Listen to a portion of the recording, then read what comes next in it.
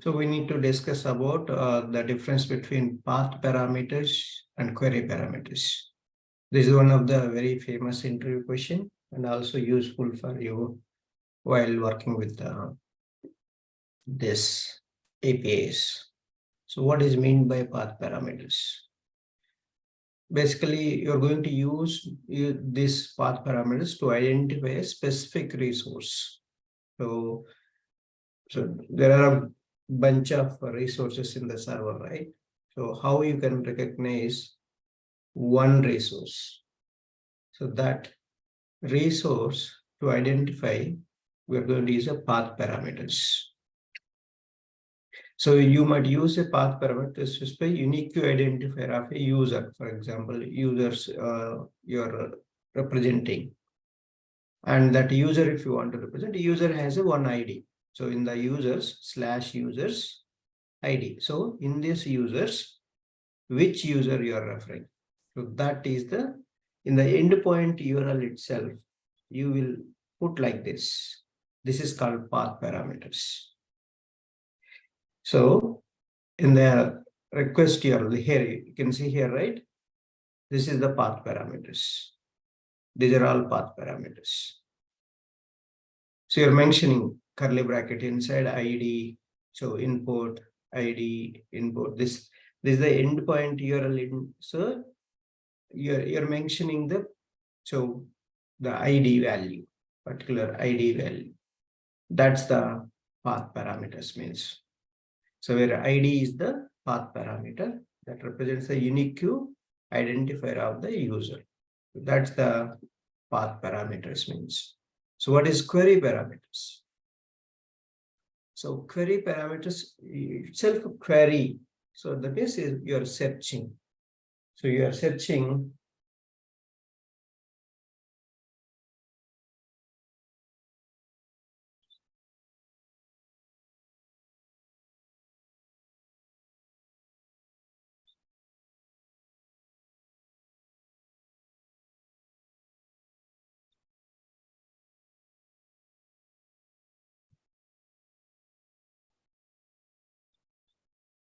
They are used to provide additional information or to filter the results of a resource collection. Yesterday I showed you, right? Get the query parameter Selenium we have given. So that purpose you will use this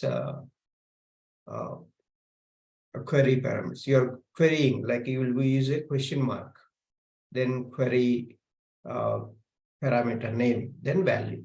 So that is, so the query, this is the, for example, if you take this,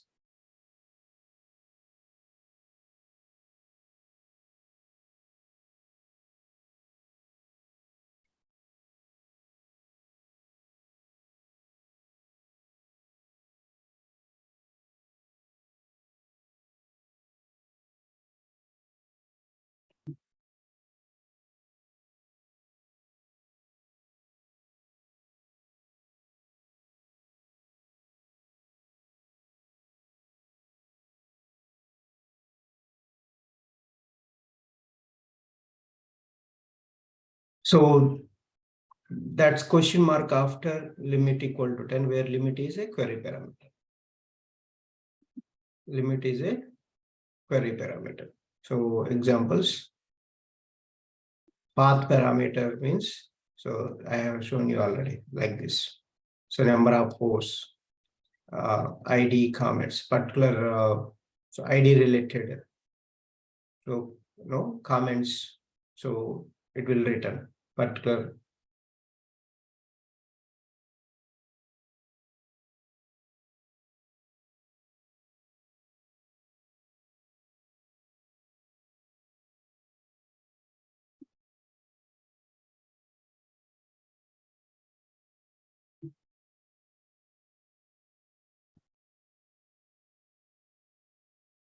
So then query parameters means, so slash users question mark limit equal to 10 returns a list of 10 users, or slash post question mark category equal to news and sort equal to descending. So basically this and also you will use, and mainly the question mark after the parameter name, query parameter name, value. So then, and the query parameter name, and so returns a list of posts sorted in descending order by category news. So that's this query parameters and path parameter. Are you clear on this? Yes. Yes. What are the common API testing types you will do is mainly functional testing. Even you can do load testing also. And security testing you can do. Penetration testing, fuzz testing, interoperability testing, but mostly we'll do functional, load, and security. These three you can perform. So these three testings you can perform on the APIs. So, but other things you can do, but the security inside you have this penetration testing. So those things, but this interoperability comes under load. So these are the main categories. So whether the functionality is working or not, you'll check. And load testing, whether the when you give more load, how the application behaves, you can check that. So such kind of scenarios, you will use this API testing because it's very quick, and so that's why people will prefer these three types of testings mostly. What must be checked when performing API testing? What you will check? So when you're doing API testing, so what you will check? And basically, you can check status code first, okay? Status code you will check. That is the one. Then accuracy of data. So in the response body, so what's is the data which is accurate or not, you will check it. And also schema validation. That means the JSON body structure is correct or not, you can check it. JSON body structure, you can check that, whether that is validated correct or not. And then data types, validations, order of the APIs. So proper or not, you can check it. That's another thing. Authorization checks. This is the very important. So authorization checks means, so you want to give some keys, access token keys. So if that access token keys are not there, your API won't work. Then you will get a 401 unauthorized and 403 forbidden. This kind of permission issues you will get. So that is the main thing. And also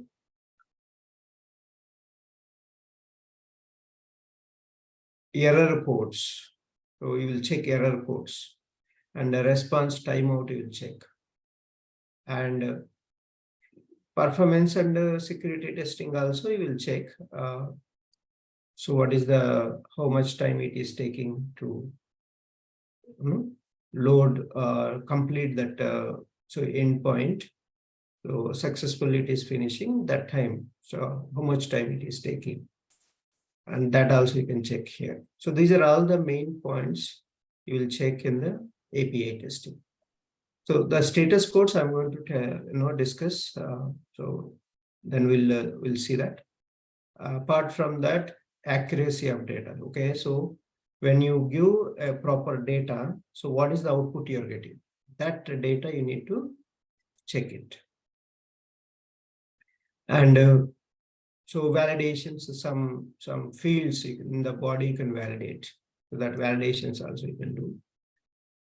A response timeout also you can check how much time it is taking.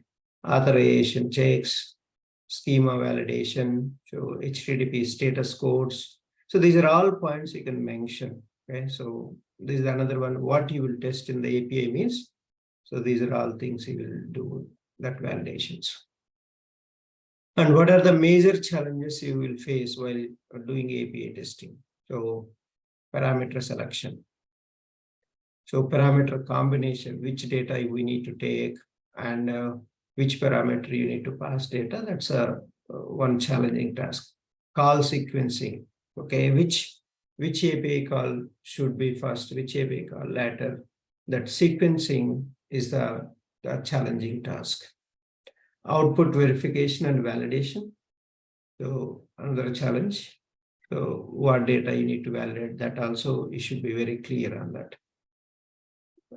So providing input values is very difficult, and preparing the test data is a tough job, because you have to understand the functionality first. Then you can prepare the test data. Otherwise, it's difficult for that. So because GUI is not available while testing the APIs, if it is available, fine. If it is not available, a bit difficult to give input values. So these are the challenges you will face. So what kind of bugs that API testing can find? So missing or duplicate functionality, fails to handle error conditions. So you're giving some wrong data and it's not able to handle the error conditions. So maybe boundary conditions, if you give, it's not going to give proper status codes. That is the one main thing. And stress, when you stress it out, then it will fail 500 internal server error or something like that. And flags, so this is very important. So some flags in the body, so you are not mentioning properly, then that also, so it will return a issue, a bug. Not implemented errors, because the implementation is not done regarding that API. He hasn't implemented perfectly. So such cases he will use not implemented errors. Inconsistent error handling. So for one data, it is differently behaving. Another data, it is behaving differently. It's not consistent. So always failing one time, passing another time. That inconsistent. So APIs, you can so find out those kind of things also. Multi-threading issues. Basically, if you are running parallelly on multiple threads, so then you can see you will face the issues. You'll face the issues. That is the multi-threading issues. You will face them. Improper errors. So for the particular API, you should get a proper error, but it is giving a different error. So that's not the right one. And those kind of issues also you will see them. So these are the main things. And status codes wrong and improper errors, inconsistent error handling. So unused flags, you have to use the flags, but unused flags are showing up. So these are the main kind of bugs will be there in the API. Functionality, you can tell functionality also. This is what? Functionality not working, or missing functionality, or not working functionality. So it has to work, but it is not working. That's the one thing. And another thing is, so what is API documentation? So API documentation means developers will develop the APIs, right? Those APIs, you have to, you can read and understand the API structure. So which HTTP method you need to use, what is the endpoint URL structure, what is the headers, so what are the request body structure, and everything they will mention in this API documentation. So that they have to do development team, they will include them. So there are many type of documents, basically, which gives you clear indication for us, which gives you very clear indication. So what is the status code it has to throw, what data structure you need to give, so that we have a different type of documents, a Swagger. This is very famous. So Swagger, Mirdot, Slate, Flat Dog, API Blueprint, REST Dog. So you tell always Swagger. This is a very easy one. Okay. So we will refer our APIs where you will find. So developers will prepare the APIs, whatever they developed in this Swagger document. So you can go and refer there. Sometimes you can execute there itself. Even you don't need to go to Postman. So that's the Swagger document. Okay. So each API, they will mention API name, the method, endpoint URL, the request headers, request body, and status code, what you have to get. And all this will be mentioned in this API doc. So that it's a reference somewhere where it is there. Okay. Any questions here? So now, if you don't have any questions, we'll go and practice the APIs in the Postman. So let's go and download this Postman on your machines. We'll practice them. Okay. Can you open this in the new tab and download it? So this Yeah, I have it already in my system. yeah. So what about you, Parmila? You have this Postman? Let me download, sir. Yeah, download it.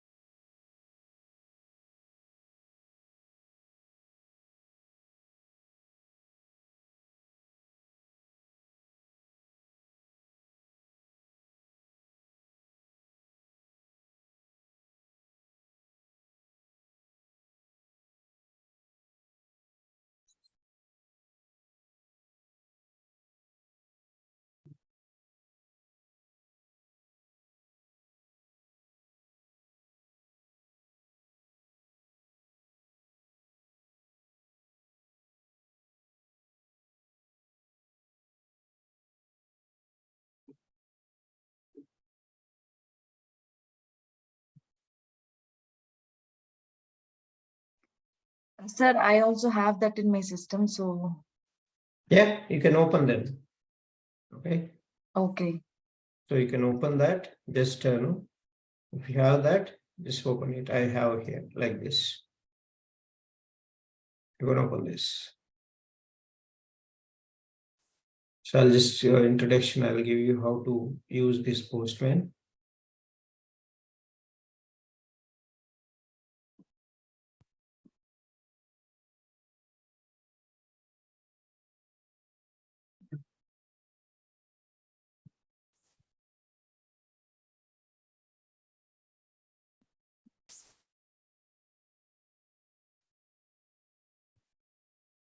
Okay. This is where all our Postman collection, you can use it. And so here the main thing we are discussing here about this is the the methods, HTTP methods, get, post, put, patch, delete. So these are the main 5 things. That's enough, not more than that. We'll use mostly these 4, 5 only. So get to, how to retrieve the data. That purpose you will use get call. Post, you want to post something, you want to create something, you'll use post. Put, so for updating purpose, you will use patch. Patch also for update. But the difference between this put and patch is, so you can update particular field of the entire, body. So that is a patch. But here you have to give complete body structure. Here one field also you can update. That's a patch. and delete. You can delete the entire resource. So those are the main endpoints. And also here, so this is the endpoint URL. And here any parameters, path parameters are there. You can give path parameters. That path parameter will go and join here. So in the endpoint URL. Then authorization, we have so many authorizations. So no auth, API key, bearer token, JW2 bearer, basic auth, digest auth, OAuth 1.0, OAuth 2.0, PAC authentication, AWS signature. So many are there, but which authorization token you want to pass it to this one? But some of them doesn't need authorization. Some of them need authorization. So it depends on, okay. So what APIs you need authorization, what APIs you don't need authorization, okay.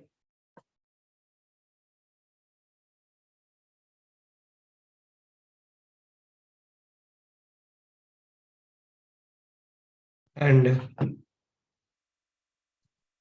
then we'll see that. Then this is the very important one, headers. So in the headers, you need to pass how you are passing your JSON format. So you need to select this, and sometimes you can pass even a token also from headers. That also you can use this request headers. This part is all complete request section. So this entire thing is called request section. You can see the top portion, right? This above that, this is the request section. And below, once you hit this send button, you'll get the response. So this is the response section. So once you execute, I'll show you this response, but first understand this request section. So in the request section, what will be there? The request method, the HTTP work method, then endpoint URL here, then any path parameters are there, you will specify with the params. Then any authorization token is there, you can select from this drop down, and headers. So you can pass headers, request headers we call them. So request headers, you can pass it here, and the request body. So request body is this one. So you can send the request body in the raw and JSON format. This is the JSON format. This is the one JSON object. Curly bracket inside, if it is there, that's a JSON object. So this is the JSON parameter, JSON fields, name and value, key value pair format, name, value. So if it is so this name is string format, value also in the double quotes. If it is a number, it should not be in double quotes. So that's the JSON body structure, how it will be there. So this key, colon, and value. So the key, colon, value. So this is also called field, JSON field. So the curly bracket will represent the JSON object, one JSON object. Sometimes you have array also. So array also you can use. So that is the how you can have a JSONs. And then test tab. This is a very important. You can add a test cases in this test tab. So automatically there is a ready-made code snippets in the JavaScript. They already developed. You can choose one of them here. So for your status code you want to check, this is the one, ready-made code. You can modify your code, what code you want. You are verifying 200 series, 400 series, 500 series will be there, status codes. I'll mention that also short, all the status codes. We'll discuss them. So the status codes, you can check. That is one. And also, yeah, other than that, nothing in the request body. Then you will hit that. And there is one more environment variables. You can create environment variables. And whenever you're executing, that environment related base URL it will fetch. Environment wise, base URL will change, but the endpoint is same. So that base URL inside this variable, you can set in the environments, and you can which environment you want, you can choose it. So dev or sandbox, stays or UAT or production, So whichever the endpoint you want, you can create that environment variables here, and you can use them as a parameter, so that you don't need to change the endpoint. You don't need to change that endpoint.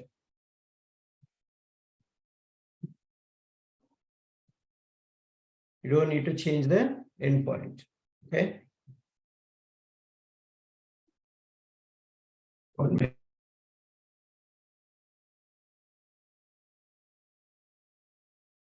So yeah, I'm back. So this is the complete request to your section, and even so you can verify response body fields also. So when you execute, when you click on send button, you will get a response. That response body fields also you can verify. So particular value you can check. So but a response body is equal to a particular string. So like this, you can have a ready-made code they have given already. So response time is less than 200 milliseconds. So all this they have provided. Okay. See status code, successful post request. Status code name has string. Response body, convert XML body to a JSON object. So they provided the ready-made code snippets. These are all in the JavaScript format. So you can use them here, right? So this is the pm.test means. So this is a test case. Okay, it's a test case. And function inside PM means postman response to have status code 204 or 200 or so. I'll discuss these status codes in a short while. Okay, that's the how you will do validations here. So one is the I already told what you will test status code verification in the API. That's one test case. Then you can do response body fields validation and error conditions. The messages all are proper or not. You can add multiple pm.test like this multiple functions you can add here, each test case.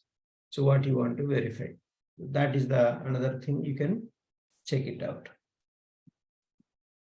Okay, any questions? So you create this base URL, it is as an environment variable, correct? Right, because we're going to test APIs in multiple environments. Okay, multiple environments means you have a dev environment, you have a test environment, you have a staging environment. So you might have a UAT environment, that means pre-production, and you have a production environment.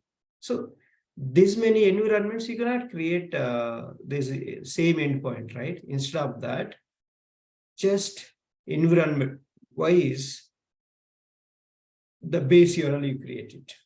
How do you create this base URL environment? So in the environment, I'll show you that. Okay, I'll show you that. Okay, so you can go to environment here, the top right side, right? Can you see this? Yes, yes. So then you can create here. So we can create it. For example, if you take a new environment, then you will get an option add. So environment is there, right? So environment, you can click on add and give all your parameters. Okay. So what are all the environment variables you want? You just click on this and you can add. So this is the environment name you can give, one by one variable you can give. Value, current value. So this is how you will give. So environment variable, what is the current value? So what is the initial value? What is that? Current value, what is that? So you can set here, and this variable you can use it as a parameter there. So variable is base URL in your case, and initial value is the endpoint, right? Or yeah, initial, not endpoint, value. Your value. So initial value means what value you are giving initially for this variable. So base URL, initial value is like your Google.com. yeah. Your Google.com will be there, right? That's a base URL. HTTPS :/ Google.com or so Facebook.com. That's a base URL.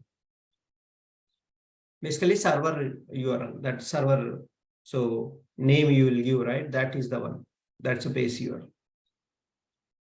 The rest part will be there, right? The rest of the .com after whatever, that's the endpoint URL you're mentioning already here.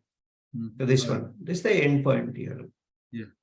So in yesterday's discussion, I have shown you that the request method, the protocols, and the base URL, then the API method. These are all API methods and the parameters. That's the structure of any request URL. Request URL structure will be like that. So what is the, can you go back, you're adding the environment variables window again? I just added one of them. You can go see that I have added like this. So initial value and current value is the same. You put the same value. No, right? if, for example, this value, it doesn't change. That's why both are same. Sometimes the value will change. And so what is the previous value? What is the current value? Both will differ. Base URL doesn't change, right?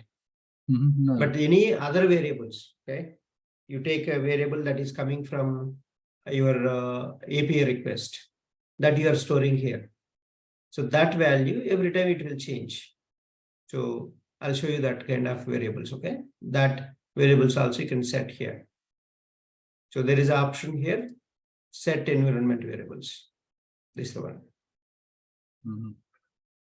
So this one, pm.environment.set. So what is your variable name and what is the value? You can set, everything is here ready-made. You can use that. And this will go and set in this environment variable here, whatever the variable name you are passing. Okay, so that's all. Test tab is very important, that we'll practice more. Okay, and then how to consume is in the curly bracket. You can use that environment variable. So this is the variable name, right? Same one I have used here. How I am using curly bracket inside the variable name you have to call in your request. Clear? Yes. Initial value, current value. Yeah. So that's the how we are going to use this environment variables. It's a very important. Anywhere you go, they're setting the environment variables, using them in the request. That's a crucial. That is a very, very crucial. Okay, so let's move on. First, let me explain the status codes.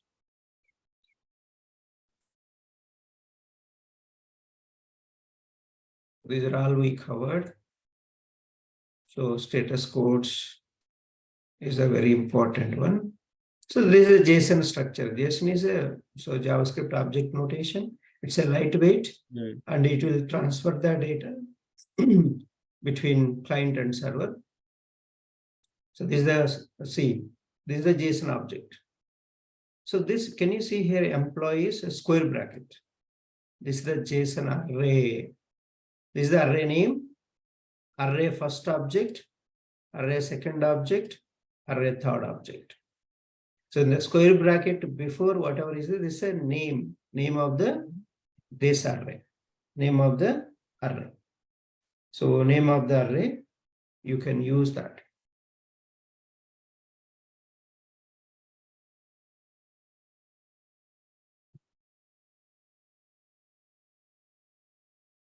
And so this is the field, basically JSON data, name and value. So this is the name, JSON data name and value.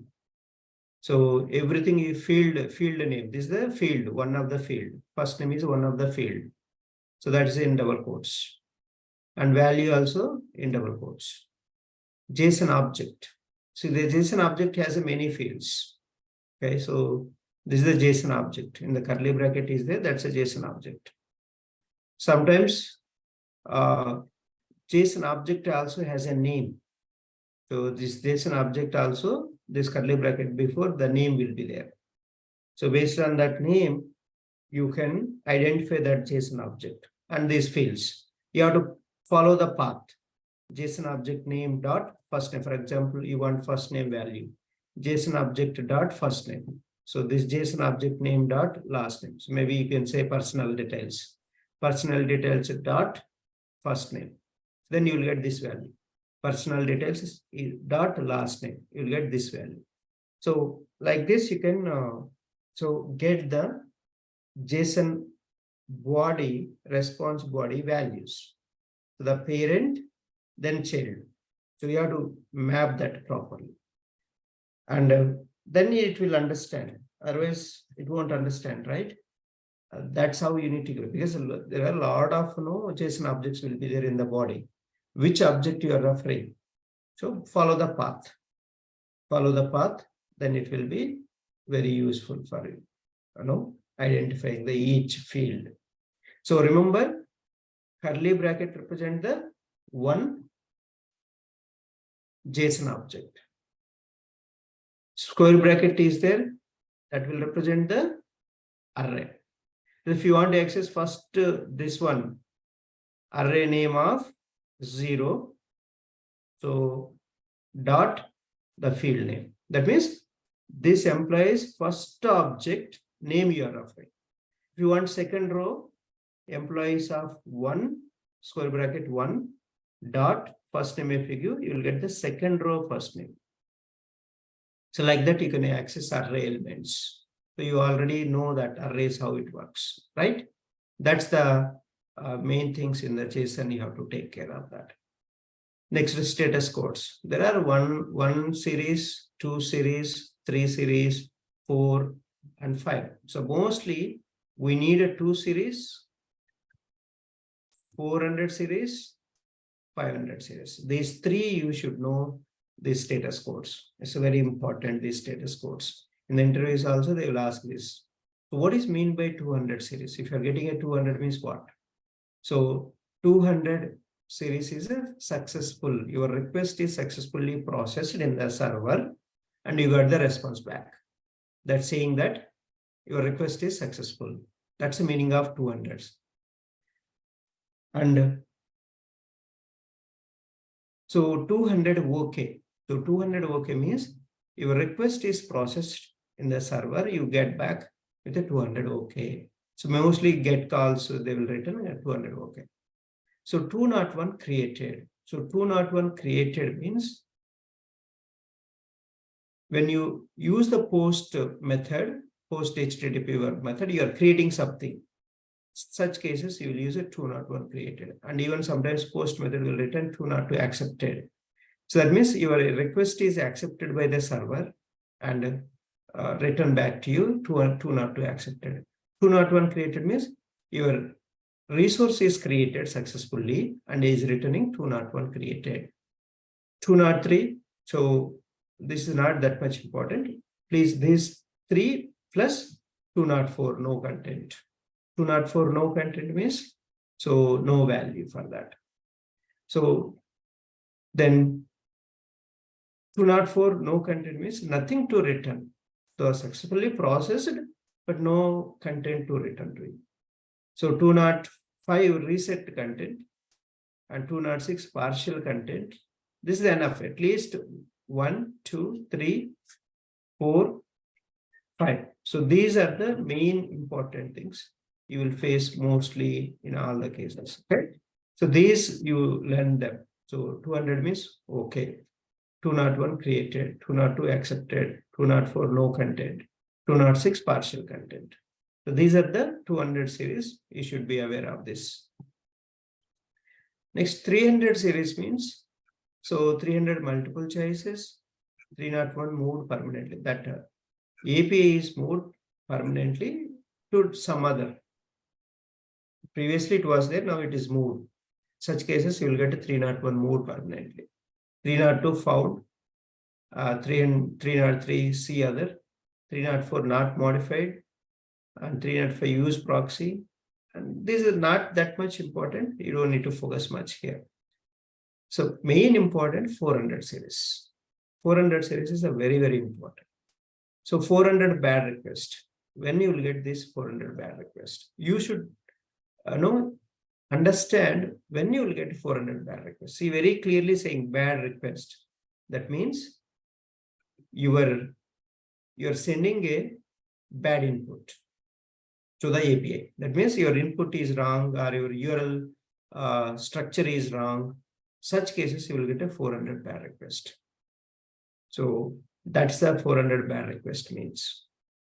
So your endpoint URL you are giving wrong. Maybe some typos or some API keywords are wrong. And also data, you are giving a wrong data. Such cases, you will get this 400 bad request. Okay. Next one, 401 unauthorized. So you're not giving authorization token or username passwords or token is missing. Such cases, you will get a 401 unauthorized. As I mentioned, some APIs are required authorization. So like token is important. You're not giving that token. So why you need to give a token? You are authenticated, you are a correct user or genuine user or not. Server will authenticate that. If you are not authenticated, then you will get a 401 unauthorized. And 402 payment required, this is okay, leave it. And these two are important. Are you clear on these two? When you will get, so 400 bad requests, when you will get 401 unauthorized? Yes, sir. Yes. 403 forbidden. 403 forbidden means you have an authorization, but you don't have access to permission. There is a permission issue. You don't have access to that resource. Then you will get a 403 forbidden. So you're sending requests, but you don't have a permission to view or to access that. Then you will get a 403 forbidden. That's the difference between 401 and 403. This is the one of the interview question. What is the difference between 401 and 403? 401 you will get when the tokens, bearer token, authorization token is missing, X-access token, so such kind of things. When they are missing, you will get this 401 unauthorized error. 403 forbidden means you will get when, so the authorization is done, but permission is not there. Then you will get a 403 forbidden. 404 not found. 404 not found means you will get the resource is not there in the server, but you are requesting. Then you will get a 404 not found. 405 method not allowed. That means this API method is wrong. Okay, so the method is wrong. So you are using a different HTTP verb method, and that is not allowed. So maybe you are giving you're giving a JSON, but you are selecting a text HTML format. The media type you are giving a wrong. So such cases you will get a 405 method not allowed. Remaining thing 406 conflict. So already request is processed. Again, you are requesting one more time, then you will get a 409 conflict. So these are enough in the 400 series. Till 405, then 409, you know. That's more than enough here. You don't want much here. Then 500 series. 500 series when you will get, when the server side errors. These are the client side errors, these 400 client side errors. And these ones are server side errors. So your request went there, but not able to process that. Maybe some issue in the server, then you will get a 500 internal server error. You should not get this. Okay, if you get this, immediately you can report it. Even these are also 404 not found means 400 bad request means some data, and this you can check with the developer also, or you can even understand the functional flow. That's important. Then, so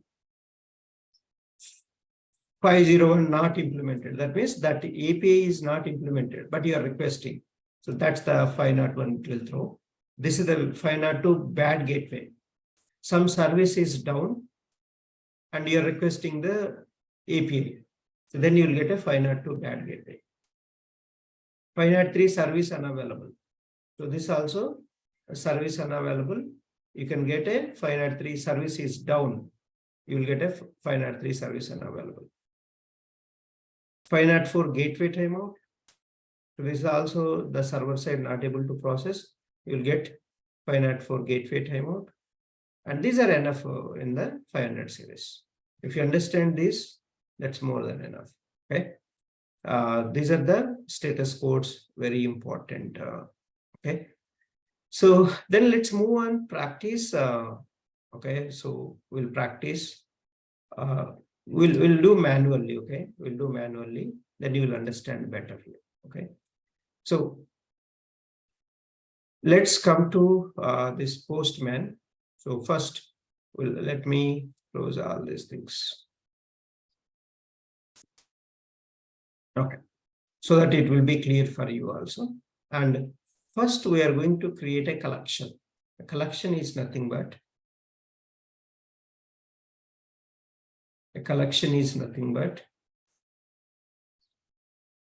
a group of requests will be there. A group of requests will be there.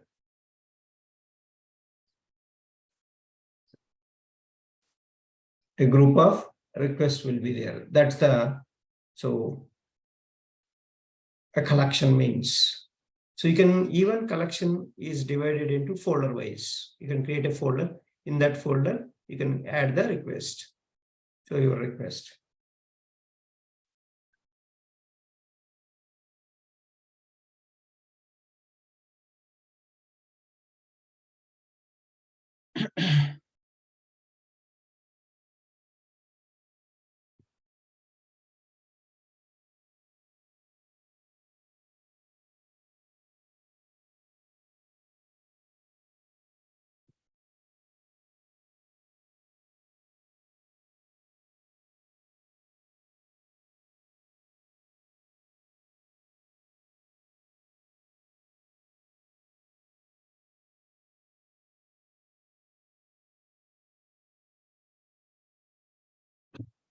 One minute, guys. Okay.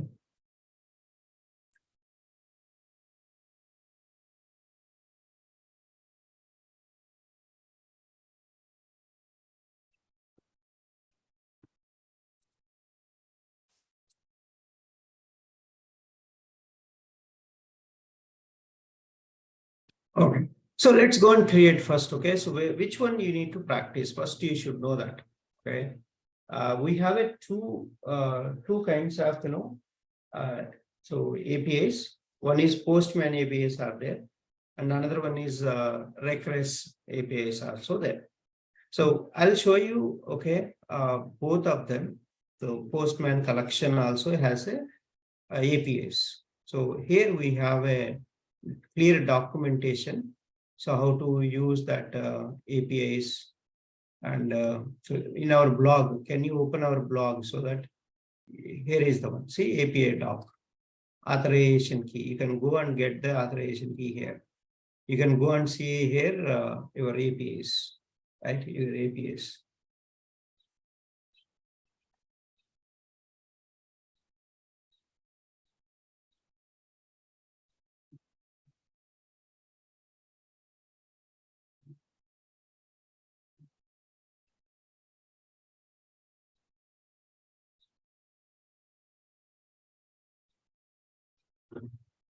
And so let's go and open this.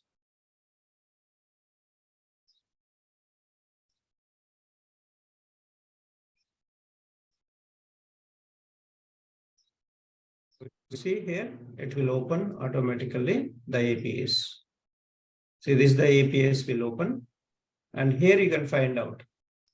So all the APIs, you see here in the right hand side also collections, different collections they have provided. So here you have all the APIs. Here you have different APIs. So we want collections. You can, so you can do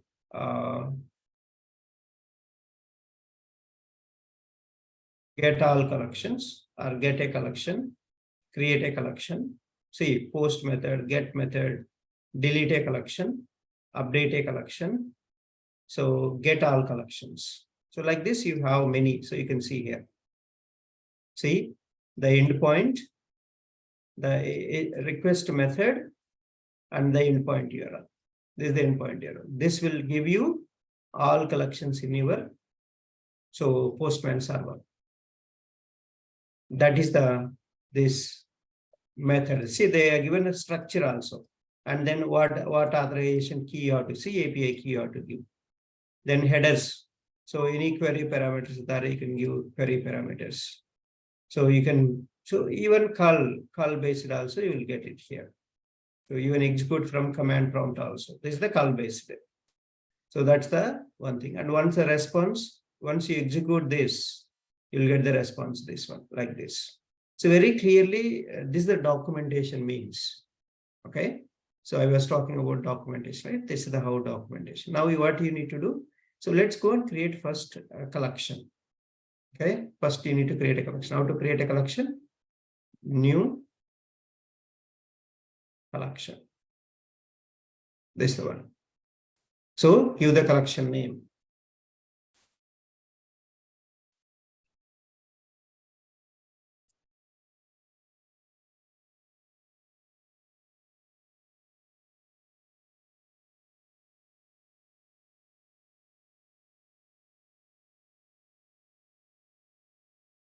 Okay, so that's my collection name. So you can see that it is created here. Postman API practice and April 16, 2023. So no request inside this. We need to add one by one request for this collection. How do you add? You can click on add request, or there are 3 dots. Can you see here 3 dots? So if you click on 3 dots and you can add a request, you can add a folder. So a lot of things you have options, many options here. You can rename, you can duplicate the collection name. So you can delete the collection name. So all these are important. You can run the collection, entire collection. So this collection, if you want to run, just 3 dots you click, you'll get a run collection. You can run entire collection. I'll show you that how to run later. First add the request. First request I want to add, go to API doc. So get all collections I want to add. First I want to replicate 401 unauthorized. So if you go here on the top, you can find out 401 unauthorized. They will tell very clearly here. See, authentication. So if you want to send, okay, so any request to Postman server, so you have to pass authorization key. If authentication errors response is 401 unauthorized, you will get. If you're not passing this XAPI key, so using the API key as a query parameter, or you can pass in the header, so anything is fine, right? You can pass request that accepts the XAPI key request header, also accept the API key when you send it as a API key query parameter. So even you can pass as a query parameter also for that.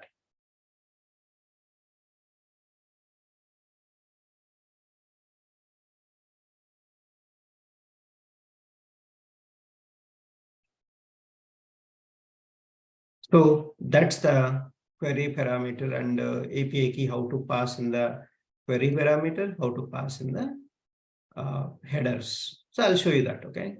So that, let's go on any one request you create, and then we'll plan it, how it is we're going to get. So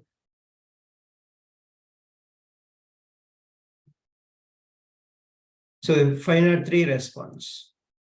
An HTTP finite 3 response from our servers indicates there is a unexpected spike in API access traffic. The server is usually operational within the next 5 minutes. So if you get this finite 3, maybe that is more traffic is there, not able to serve for you. So that cases you will get a finite 3 one. First, let's replicate authorization issue. Okay. So authorization issue, I'll replicate. Just take any one endpoint URL. Go to the postman. So add request.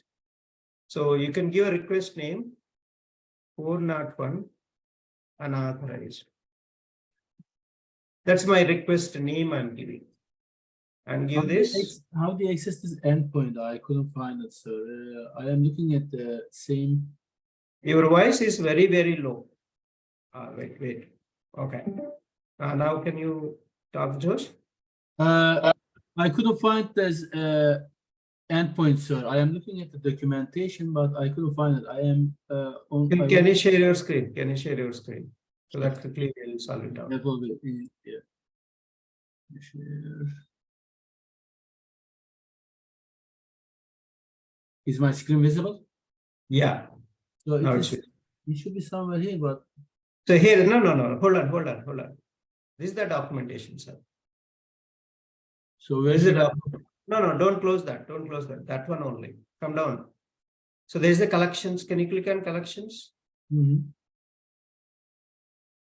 So here is the collection APIs all. Anyone you click on this, right? No, anyone you click on that. Yeah, get collection. Yeah, you can just take that. So not that one, maybe you till collections only you take. Till collections only you take. Yeah, I know. I'm gonna delete the variable. So. Yeah. Go ahead and and paste that in the postman. Go to the postman. Sorry. I did it. I did it. I cannot see your screen. Your previous screen only I was able to see. Yeah, let me switch.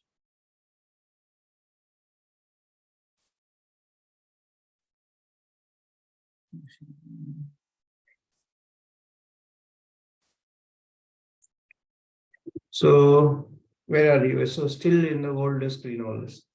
Okay, you see my postman? Now I can see. Yeah, that's it. So now you request it. You send that. Give a request name. You rename it. Yeah, rename Yeah, it. I'm gonna rename it. What was the name? Rename. Yeah, give a name 401 unauthorized. We are testing 401 unauthorized without any key. Without any key, we are testing now. Now hit this. No, not get methods. Just rename as a 401 unauthorized. Just proper name you have to give. Otherwise, tomorrow after some time you won't understand what this I wanna know request is doing. It is something descriptive, you know what I mean? Something descriptive. The request name you properly describe. Otherwise, so it's difficult to understand after some time.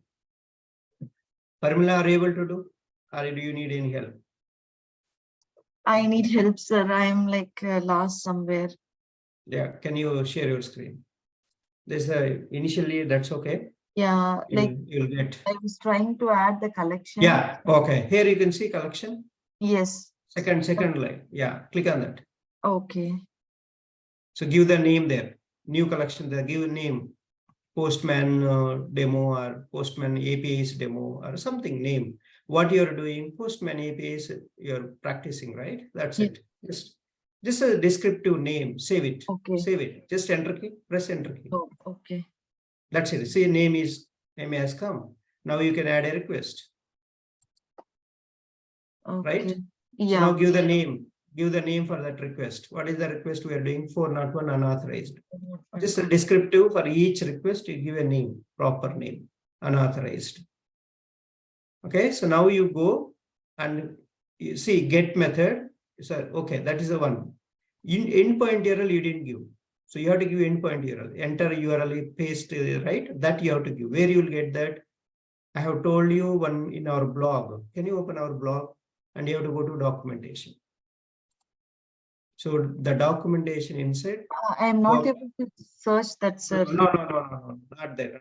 So API, you click on API Postman.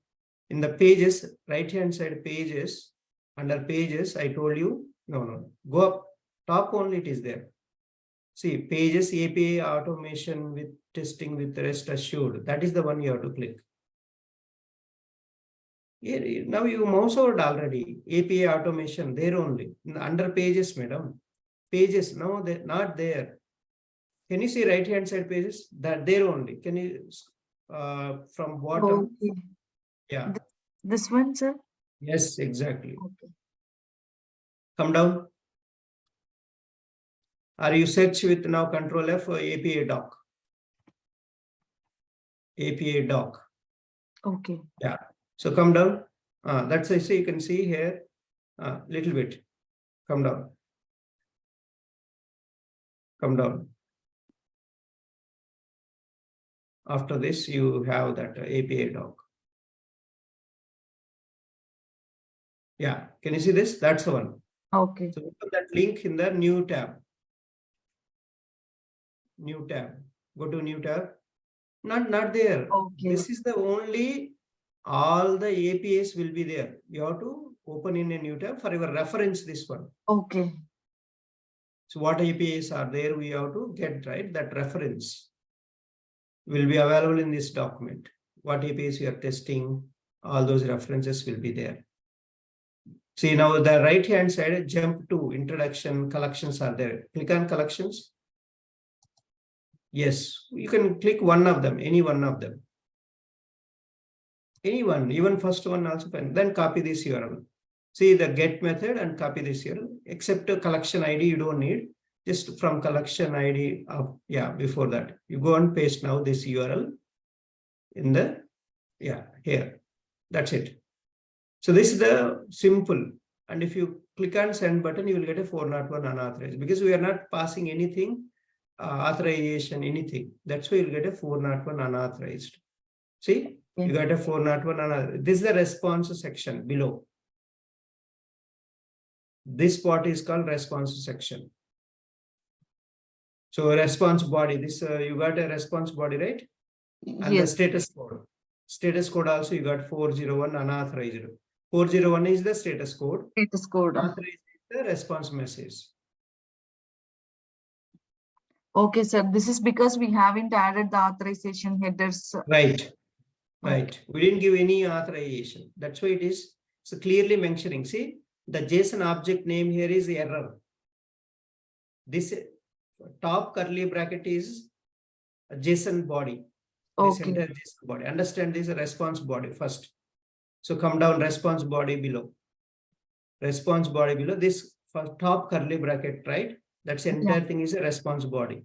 Okay. So then we have a response body inside. You have a error. So you have a error. The child response object is error. Error below you have a name. Error below you have a message. Name and message are two different fields of error object. Error is the parent object for name and message. If you want a name, first you have to refer JSON object dot error dot name. The path you have to follow, this path. So that you can get this path easily with the JSON path finder if you are finding a difficulty here. How you will get this name value? This is authentication error you should get. How you will validate this?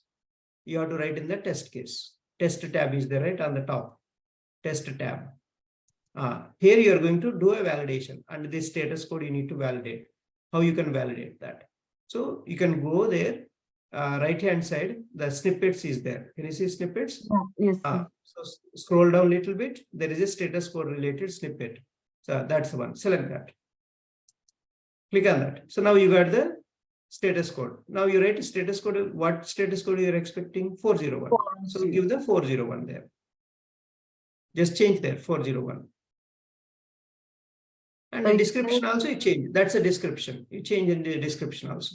So you can say unauthorized status code is descriptive, right? Status code before you write unauthorized request status code is unauthorized request. Some descriptive name, describe this. So what is this? Okay, so that tomorrow if you come also you can understand easily, right? That's this. See, below in the function below you have pm.response means this one. pm.response to have status 401. Even you can verify unauthorized also. So pm.response to have, so to be unauthorized. You can put a status dot unauthorized also. One more you can write below 401 below 401 below. Not in the function itself, you have to write anything if you want to write. So can you write PM dot response dot to dot B dot. See, you can see all you're getting. Unauthorized is there, you just check that. So just type unauthorized there, that's it. So semicolon, put a semicolon. No, you should not put anything, just semicolon. That's it. So that means it is looking for that unauthorized message. So for you, this is the one test case, okay? Validating the state code, validating the message. Okay. Okay. That's the this how you can do a validation. This is the one test case. Now execute, you will get a now in the test results, you don't have anything. See test results below, 1 minute. Test results, bottom you can see body, cookies, test results. Nothing is there, right? Yeah. No test cases you haven't added. Now you added the test case. Now you click on send button. Now see unauthorized status code 401 passed. Test results 1 by 1 passed. That means you added a test case. That's why it is passed. That's how test cases will be added to your endpoint. This is the first request. Okay. Now Okay. save it. You can save it. There is a top save. Now here on the same line, send button above, save is there. Or Control S also you can do. Oh, Send here. button. That's the save. So that means all your changes will be reflected. So it will be saved under this collection. Okay. Okay. So now we will add one more request. How to add one more request? So just you can duplicate this or you can create a new request. So now you take the get all collections. Last one is the right hand side, get all collections. There only below, bottom, get all collections. Okay. Get all. Copy that. Select that URL. So give the name also, get all complete endpoint URL. Why you are taking only base URL? Get postman.com is the base URL. The slash collections is the endpoint. Okay. So .com is the base URL. Slash collections is the one which is getting all the collections endpoint. So go to the postman, create a duplicate or add a new request for that collection. Go to the postman. Josh, are you following? I tried to find get endpoint. This get all collections endpoint. Where is that? There only can find, sir, on the right hand side. You can find it out. Otherwise, whatever you have given for this add request, you can see no. Mouse over on that, madam. Mouse over on the collection. If you mouse over on the collection, left hand side, your first you should know the collection name. Postman API demo is the collection name. Yeah. Okay. Then you mouse over there, then 3 dots are coming here. No. Okay. Add request.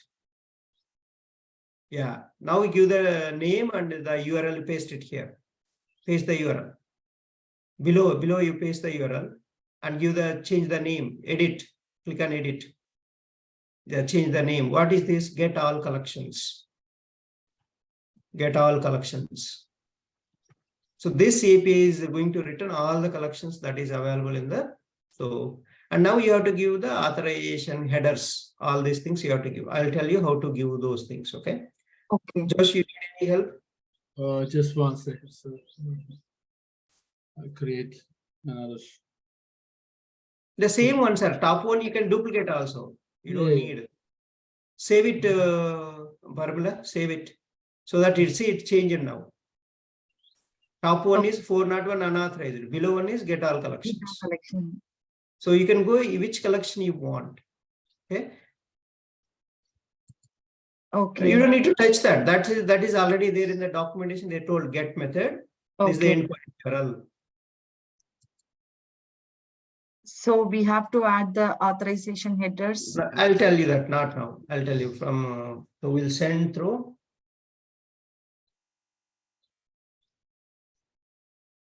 So we'll send through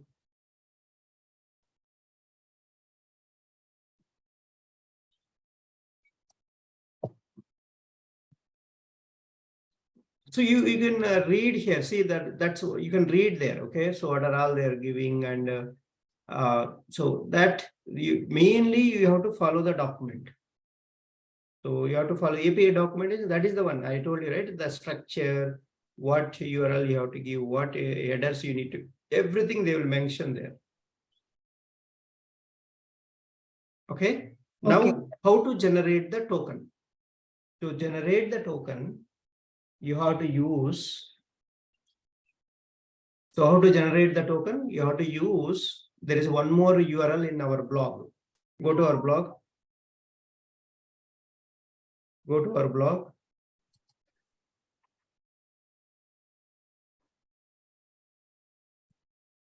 In the same line, no, madam, why are there? There is a lot of tabs already open. Close all, first one. Now, whatever you are, close that. This tab, sir. No, previously where you copied a request URL, the API documentation URL, go to that. Okay. Yeah.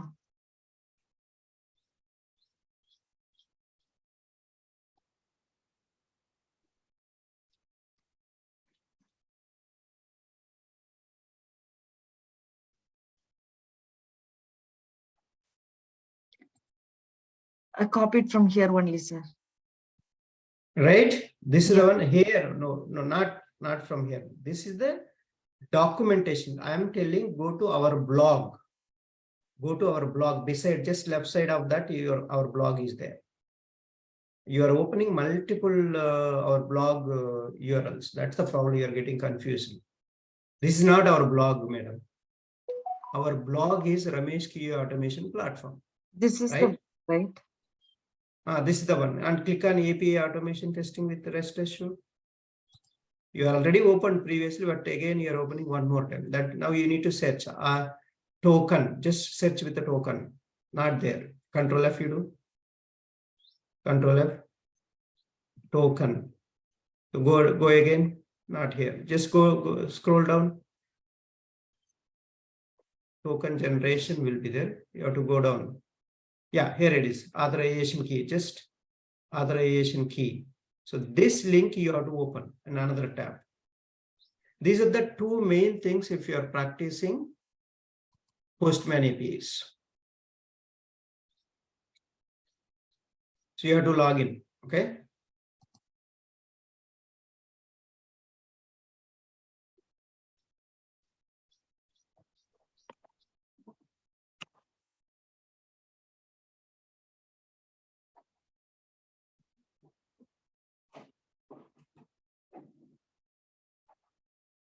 This is the one. See, generate API key.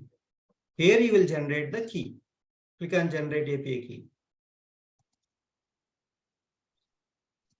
So give any name.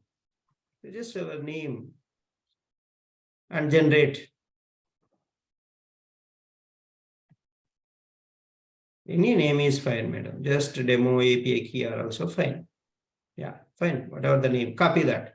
This is the key.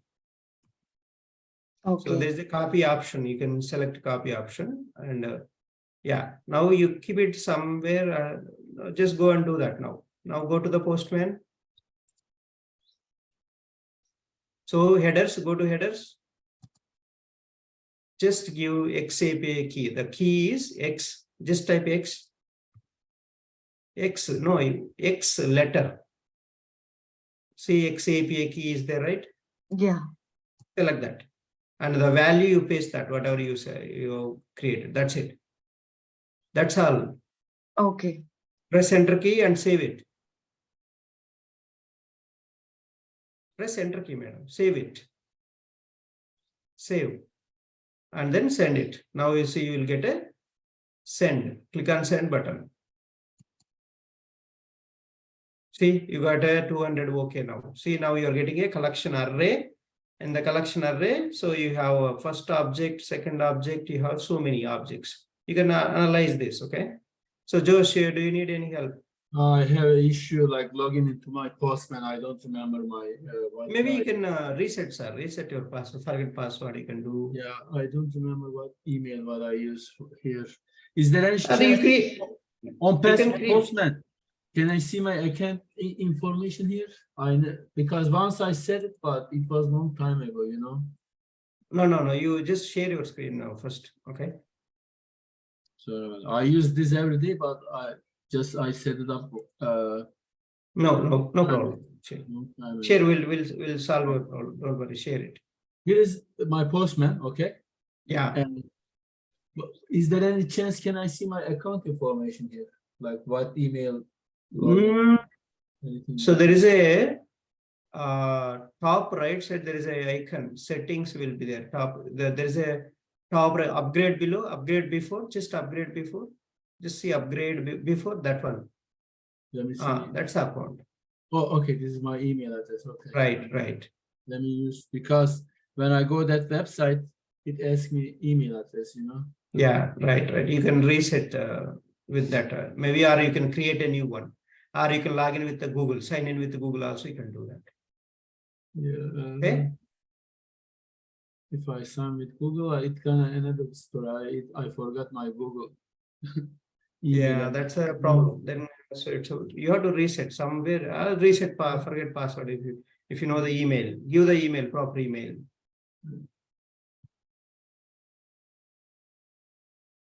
Valid email you have to give. Let me see.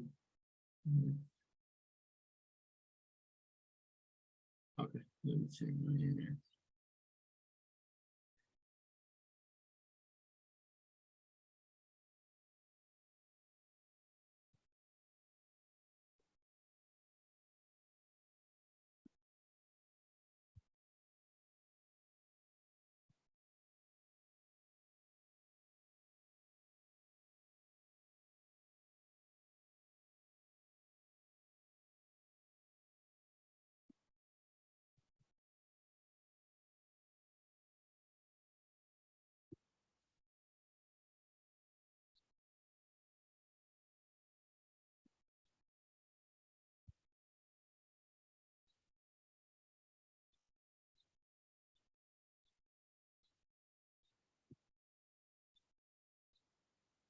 Okay, can you see my screen? Yeah, I can see. How to get the AP authorization key here? No, you have to go to our.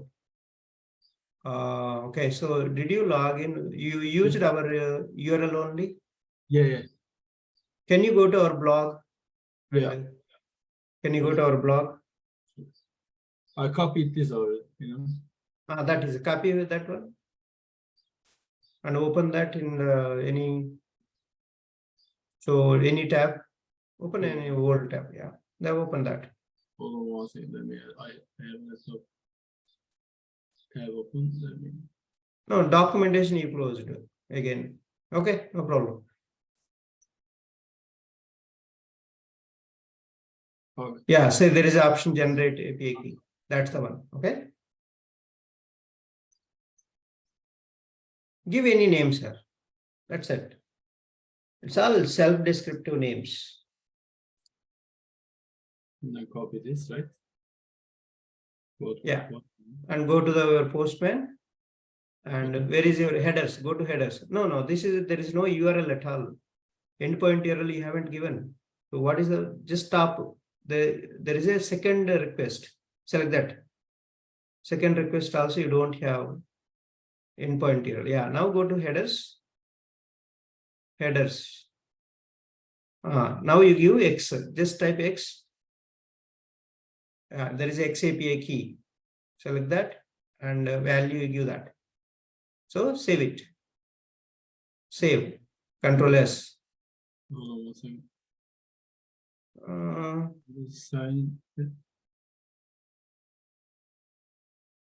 Or maybe that's why I changed the password as well.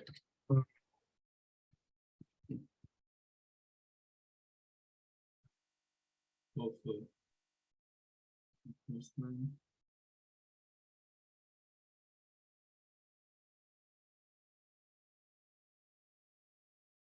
Okay. Send. Click and send button. Sir. Now where that is missing. Authorization key is missing. Yeah, I am putting it again. Yeah, X API key and paste that value. Yeah, save it. First save, sir. When you do action, I see. and you have to save it and then click on send button. So you got all the collections. See, collection array is there. Array below you have so many elements. Yes. So each your array name is collections. Collections below you have a first object. First object, every object has a ID, name, owner, created at, updated at, UID, ID. All these are fields of any array collection object. Okay. Yeah. Okay. Thank you, sir. So this is the how you can send it. Now you can create a multiple. Now this is the get all collections. You go on to the documentation, get single collection or post a collection, create a collection. You can do all the things. Create a collection. You can do next. But you can duplicate it. How to duplicate it? Just select that get all collections on the left side. A mouse over there. There is a 3 dots. Click on 3 dots. Duplicate it. Okay. So it will duplicate automatically. You will get everything. URL you will get, headers you will get, all the things. Then you rename it. So create a collection. Next one. Create a collection. But create a collection is a post method. Okay, so you have to change it later. Yeah, First, create a collection. Just give the name. Create a collection. Then change the URL respect to URL. Okay. Yeah, I change as post. There, yeah, you have to change their post and save it. Save it. For post method, you go and check the documentation. What is the structure? So for post method, always you need to remember the method name post, the endpoint URL should be proper, the headers you have to give, and request body is very important here. Yeah. Because you're creating what data you're creating. So that's a yeah, you go there and open that in the new tab, and you can get a complete post request related data. Click on collections on the right hand side. Yeah, expand that and see create collection. Click on that, it will take you there. See the post collection, the endpoint URL is that one. The body, they have given a body. This body you can copy. Expand this, or view more and copy it. Copy. There is an option, copy option. The raw, see raw JSON, you have to give raw JSON, you have to give. Yeah. In the postman, you have to give body. So postman, you go and in the body, select the body. And then Select the raw radio button. Raw radio button. Just paste that. JSON. Select the JSON. Just give that. That's it. Okay. collection name. Collection schema. Okay. So now send it. Probably So it will create. See, it created a collection for you. So 200, okay, you got it. See that? Yes, yes, yes. Save it, sir. Once you did, save it so that it will be saved. Now see left hand side also, it changed method to post. Yeah, yeah. Like that, you will create a multiple request you can add to this collection.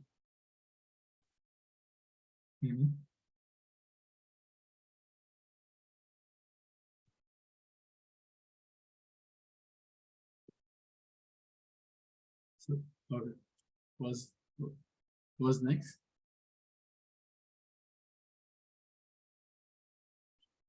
Yeah, you can add again another put method, or now you will add a get single collection.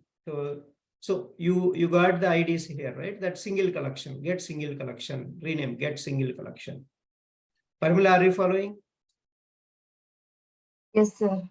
It is a get method, right? I guess. Yeah, get method. You can go and see, sir. If you get a doubt, documentation is the first reference. So they mentioned get single collection is there already. Go and see that. Get single collection. Look for the get single collection. Yeah, that's the one. Yeah, this is the endpoint URL. See endpoint URL. No. Look for the endpoint URL. Top. That's the one. The collection ID you have to give. For this the endpoint URL, you have to go and give that. Change the endpoint URL. That's it. So, but this collection ID, you didn't set it. You didn't set in the environment variables. You have to set before Mhm. previous collection. You have to set it. Previous request is the right post. There you need to set the environment variable. There is a collection ID. Can you see collection ID? That ID you need to set in the environment variables, and then you can consume in the next request this ID, because this ID every time it will change, dynamic. Mhm. So now you need to set it. How to set it? Are you time being you can hard code it, but later I will tell you how to set the previous request environment variable. Hard coded result first. Yeah, hard code will work. Yeah. Right. See that details you will get it. Mhm. Okay. So and then I need to create environment for this.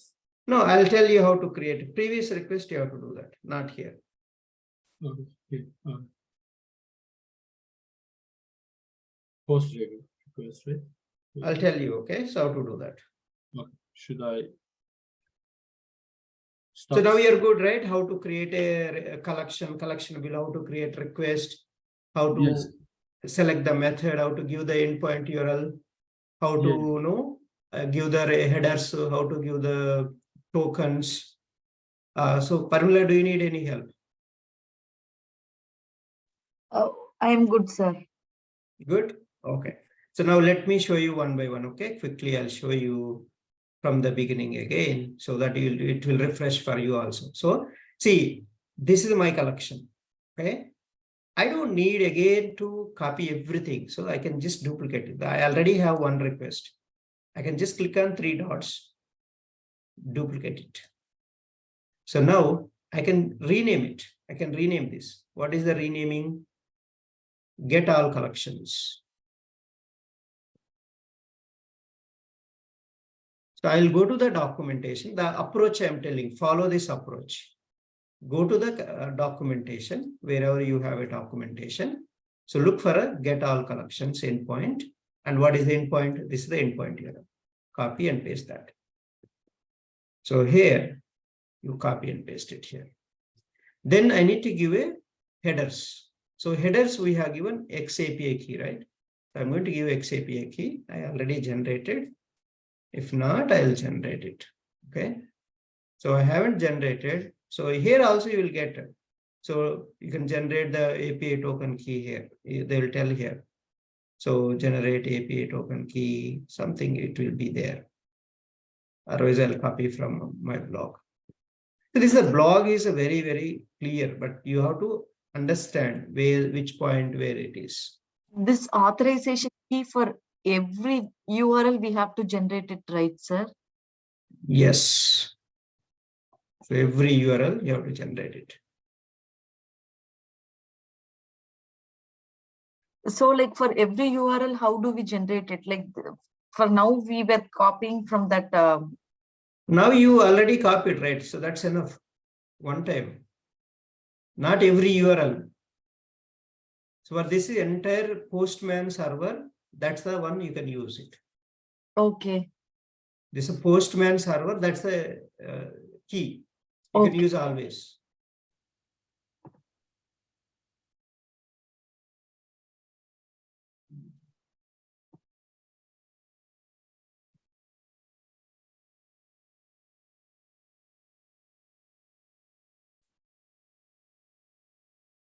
So I'll copy this. I can go to here, the value I'm pasting here.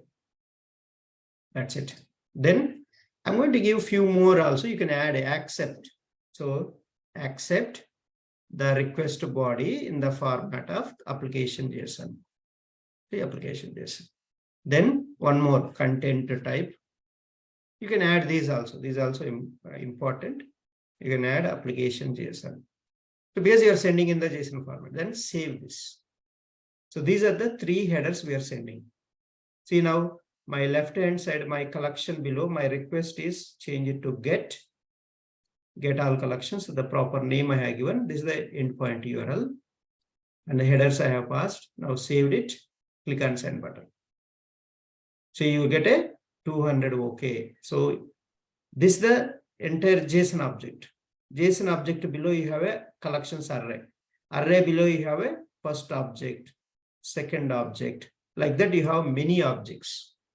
So those objects you need to understand. So what are the values are there? So how you will use them? So that is the very important. Now get all collections are done. I'll create a one more post collection. Create a collection. So this is just a get method. So I'll show you post method. Duplicate it. Rename it. Rename. Create collection. This is the sequence of, I told you right there in our theory, sequence is important. You have to properly arrange. So create collection. So now method is post method, not get method. So I have to give headers automatically you got from the previous. That's what they're duplicating. You don't need to write every time. And this also endpoint error. Go check endpoint error for create collection. Go to the documentation. So create collection. What is the create collection endpoint? Same. This is the endpoint. So this endpoint you copy and give it here. If it is same, no need to worry. So now I need to give the method I selected and the proper name I have given and the endpoint URL I have given, headers I have given, body I need to give now. So select the raw radio button and go to this create collection endpoint and see here the body. So click and this copy it and paste it here. Maybe if order is not proper, you can just click on beautify. It will give a proper order. So then click on save, send button. Now this is a very important. Now, so previous also I didn't add test cases. I will add test cases for them also. Okay. This ID I want for my next collection, next request. How can I set this value? Because every time this value will change. It's not same. So every time the value will change. So maybe this, if you are giving a body, this one means this you are supplying. See, this is there is no name, you got it. So this you are supplying from the environment variables. If you don't want, just hard code it. Okay. So or if you want to give in the environment, so you can just no environment. I'll set this name also for this. Okay, I'll get from environment. So I'm creating environment variables. What is the environment variable? Postman environment, April 16. So because I have different, I'll give a proper name. This is my environment name. And the variable I want to give collection name.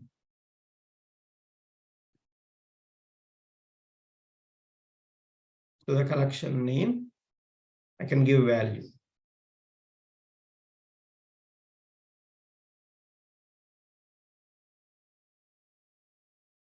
So that's the initial value I have given and automatically current value got it. Then, so this is the, I can sell. So when you are using this, even base URL also I'll set it now. Base URL. I'll set the base URL. What is the base URL? The base URL is the base URL. This is the base URL. See, for all of them, you have to observe same or not. For each collection, each request, same or not, same URL or not, you check it. Then only you set that base URL.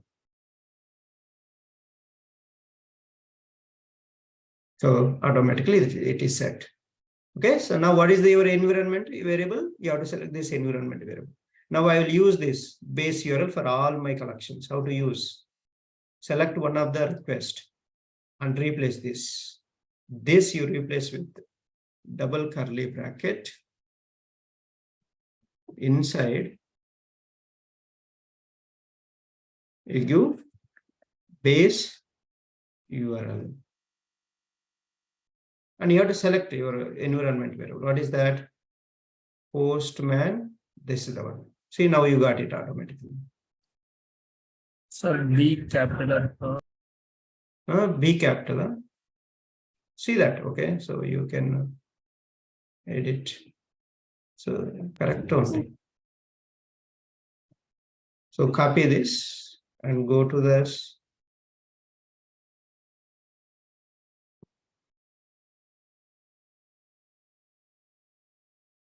It has to come from there. So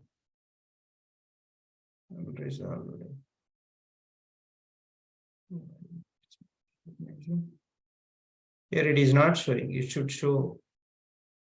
It is showing in the globals. Huh? Why it is showing in the globals?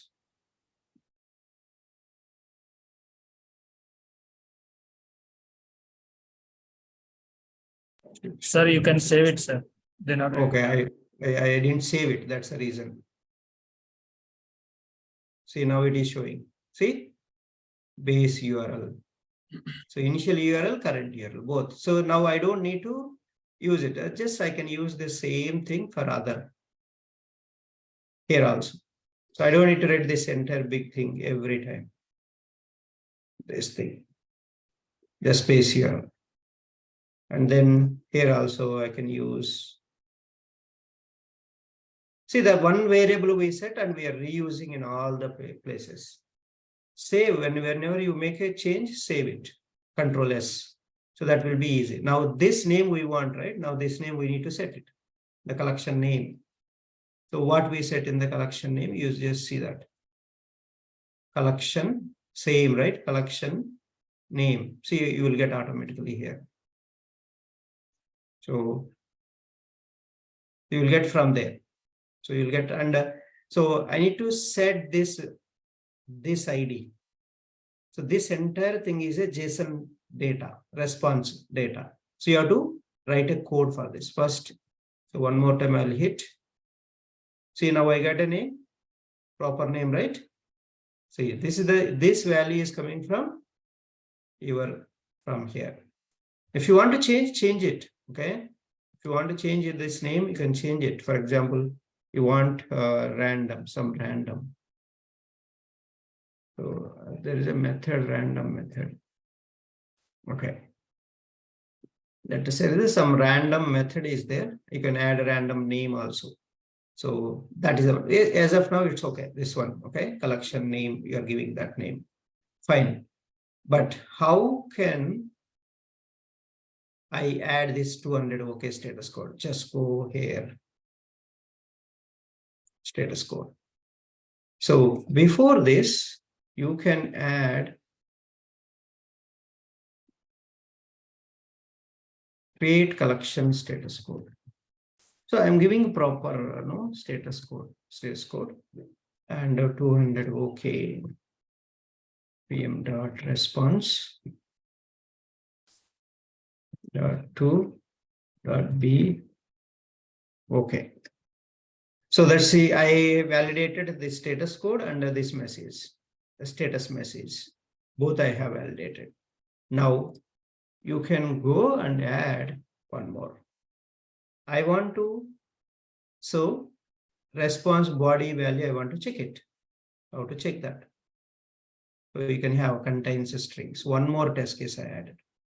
So fetch the response body values. We can validate. See, so you can get what you want to validate. You can get that. I'm going to set environment variables here. So to set that in the top, you have to select one variable where, so JSON data, this is the entire thing is a one variable I'm storing this entire object. JSON data variable equal to PM dot response dot JSON. Just give the JSON. So you are getting in this entire thing in this variable. So this variable means this entire thing, this entire response body. Okay, are you clear till this point? Sir, I didn't get it. How did you create base URL environment? I tried to find out, but can you repeat one more time how to create base URL environment variable? So you will get a, sir, you have to select here no environment, okay? First, Okay, no environment. Okay, Then and click on that, you will get a add option here. okay, add option. Yeah, I see that. Add, then you give the name, then your variables, all the variables. Okay, just 1 second, so because I missed that part, you know what I mean? So, okay, I give a name and then collection name, correct? Any name, so whatever the Yeah, variable you want to store. yeah, no, it doesn't have to be same, I understand, just I wanna. Yeah, okay, okay. Initial value is No, you give what value initially you want. Automatically it will go to current value. okay. I'll show you that. So what is your initial value you are giving currently? If it is a varying every time, the current value will update. You don't need to worry. What is the previous value? What is the current value? So you just give initial value as of now, first time when you're setting. Okay. Okay, I did, and then I wanna add base URL as well, base URL. Then we are consuming these variables, whatever we set here, we are consuming here. How we are consuming? Within curly brackets. So the variable name you pass. So the value will come on every time for that. Okay, just. But you have to select your environment here. Your environment variable name. So your environment variable name, one name you are giving, right? That name you have to select from this drop down. From so many will be there. You have to select your right environment name. Okay. Then it will reflect here, that value. So even see my body in the response, but this value is coming from environment variables. Even you can give this collection schema URLs, but what is this collection schema URL? I don't know. I didn't give that. So this is a parameterization of your request body also. You don't need to hard code here, the values, input values. Even you can supply from XML, your CSV file data also.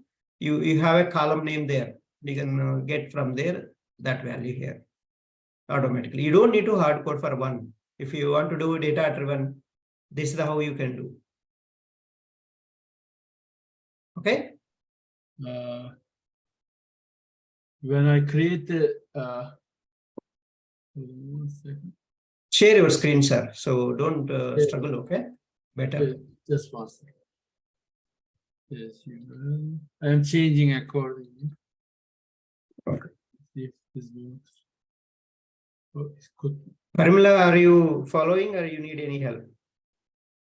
I am also stuck, sir. Yeah. So if you're stuck, you have to stop me there. And no, we can so figure it out the issues and we have to move on. First time, so it's a bit difficult. That's why you need to stop me. So one by one we'll go. Okay. First, Josh, I'll solve it out. This is the how. So you didn't save it, sir. Save it. Edit it. Edit. Click on edit. Click on edit. Save it. Control S. Yes. And copy that. Okay, you copied. Okay. Now you go back. Now you Okay. go to the right. See, you have given wrong. What variable name you have given? What variable name you are giving here? That's a matter, right? Get all collections. No, sir. No. Base URL. What is the variable name you have given in the environments? Go to environments and see what is the environment variable name you have given. Can you go there? And see what is the name you have given? Base you only capital, but you are giving all URL capital.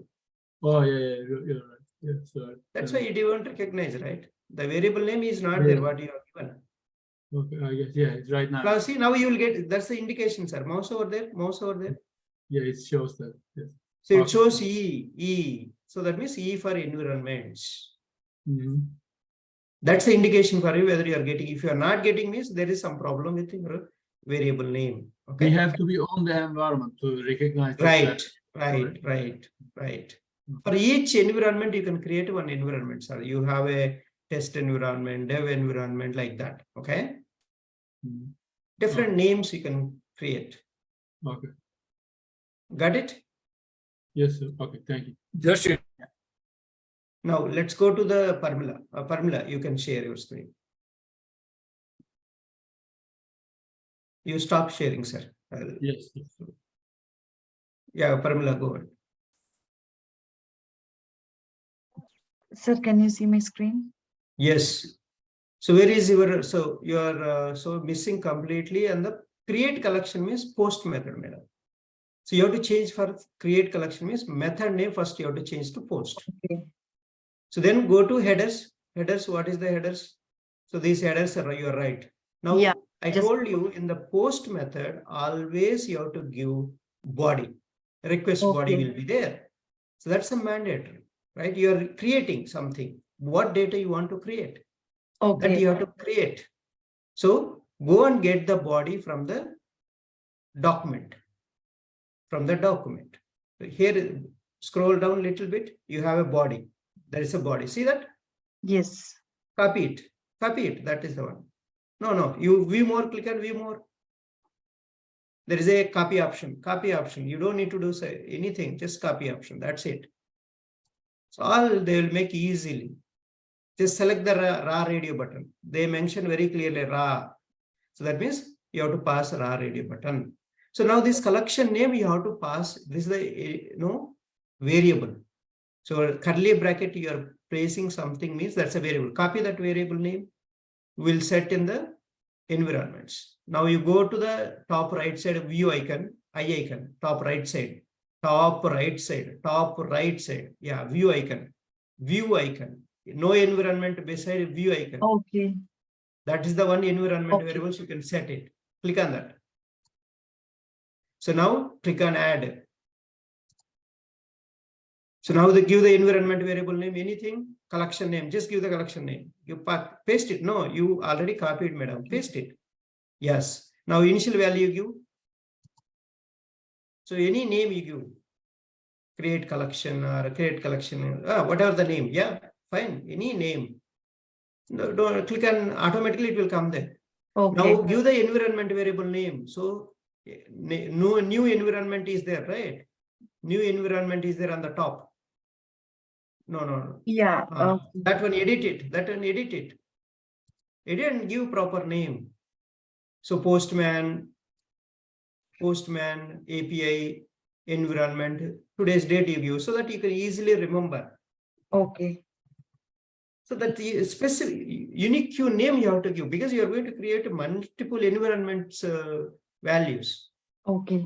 So which environment you have to tell, or QA you give, QA environment or a staging environment, some name, proper name you have to give. So which environment? Our test servers will be, you are going to test in the dev environment, staging environment, test environment, production environment.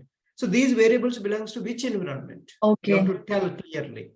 That's how if you give a proper name, so that while running on that environment, you can set these environment variable names. Okay. That will reflect all these environments into that collection. Now you give the same way, save it. There is a save option, right hand side. Okay, so under base URL also you set it, set the base URL also. Type base URL, add a new variable. Yeah, right. No, madam, don't go there. Here only, you are in the current window, environment variables only you are setting now. Okay. So there is a collection name below, add a new variable. Collection name below, add. That's how you can add one by one. Okay. How many environment variables you want? Just give base URL. Just type base URL, your variable name. And value you give base URL means I told you what is the base URL, the Postman URL. Go to the any request and you will get that. That's a .com, till.com you copy, till.com only base URL. Always remember that, madam. Till.com is the base URL. Later, whatever is that's a endpoint URL. You should first be clear on that. Now go to environments again. Go to environments again. Top right side, always environments, top right side. Select that and click on view icon, the right side one. Yeah, view icon, click on edit. If you want to add anything, you click on edit. Yeah, that give the value. That's it. Save it. You got now how to add so environments. Once you create the environment name, then one by one you can append here. Okay. Same environment. Now use this variable base URL, base B capital you have given, remaining all lowercase. This environment variable, one by one request, you replace. So go and replace that. Yeah. So you don't need to use again api.getPostman.com for all the requests. So wherever getPostman is there, in the endpoint URL, madam, endpoint URL, not there. The request your collection below, where is that value? HTTPS api.getPostman.com. Where is that? What is the value you set there in the environments? Sir, here. HTTP, not that one. That value you set already. You don't need to worry about that. That is not the base URL, right? That is not the base URL, right? What is your This is base the base URL? URL. This That is the one. You replace with that variable within double curly brackets. Curly bracket. You add a curly bracket inside that. Yeah, one more. Two you have to place. Two starting, two end. That's it. So same you do for other save it, immediately save it. Now same you copy that from here, and other request also you do. No, not entire thing, madam. See, every request URL will be different. Okay. Only what variable you set now, base URL, that you copy for other request. So other request also change that. Select other request in the left-hand side. Left-hand side. Other request, madam. Get all collections is other request. 401 is another request.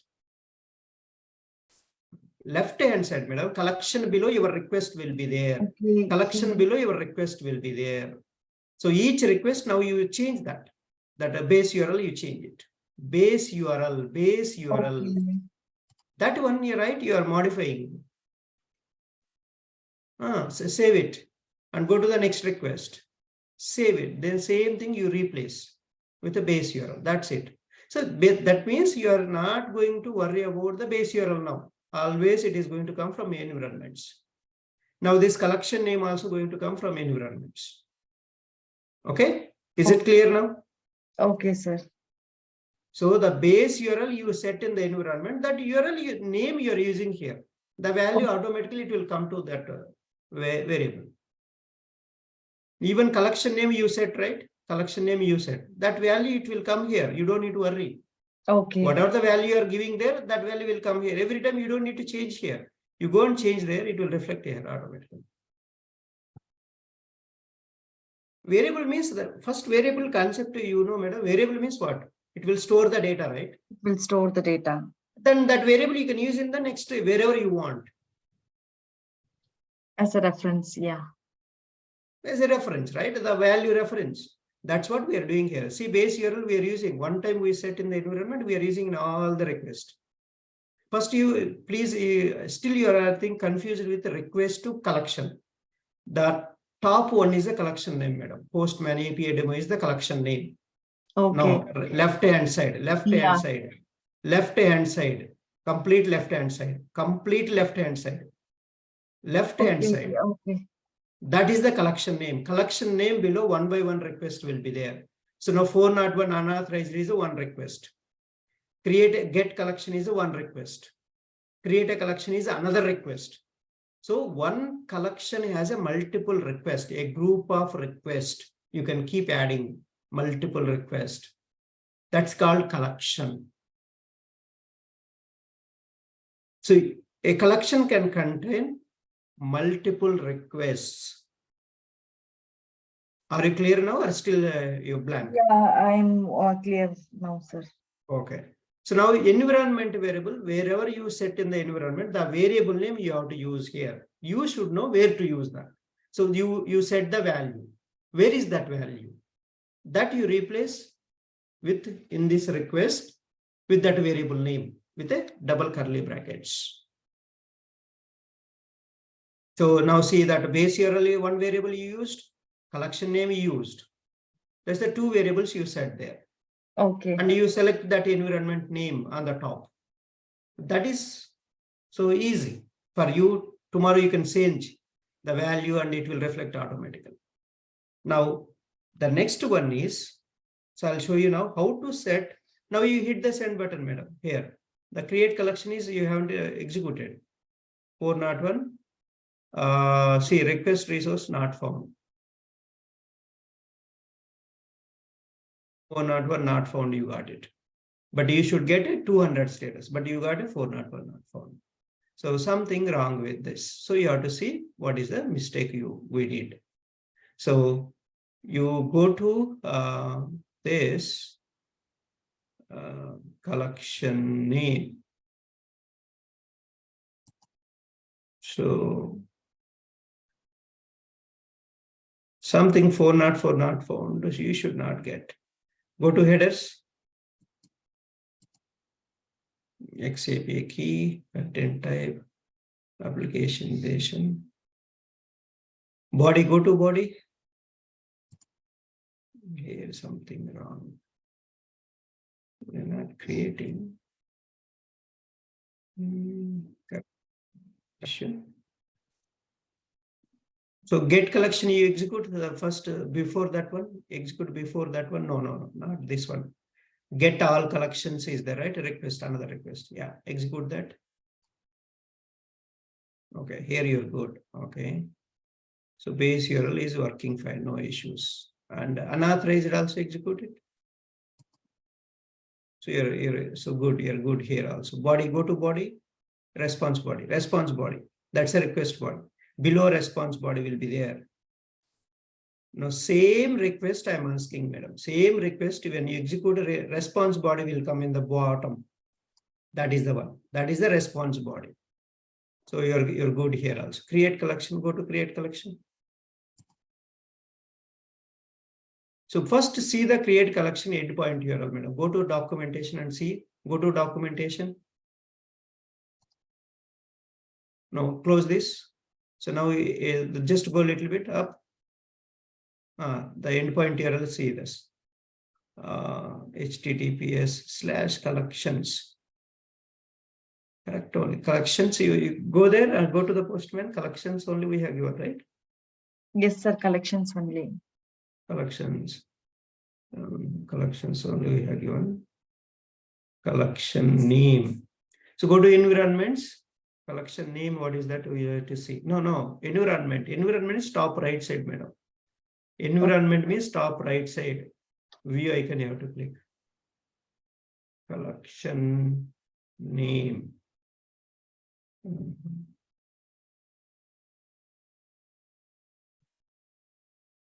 Okay, so close this. You're good. Okay. Okay, now mouse over on the base URL. Base URL. Okay, you're getting that. No issues in that. There is a space, I think. Space, remove the space. No. Last end part. There is a space. Save it. Send it now. See, that's the problem. If you give spaces, it won't understand. It is treating as that is also one character, space. So now it is perfect now. Now we need to set this ID value in the environments. How to set it? I'll show you now. Okay, just follow that. Let me take back. Okay, so now this value, now my entire thing. So go to test tab, everyone. So write this first line where JSON data equal to pm.response.json. This is this entire response body, this entire thing. But now I want this I'm storing here in the JSON data variable. JSON data variable means this entire thing.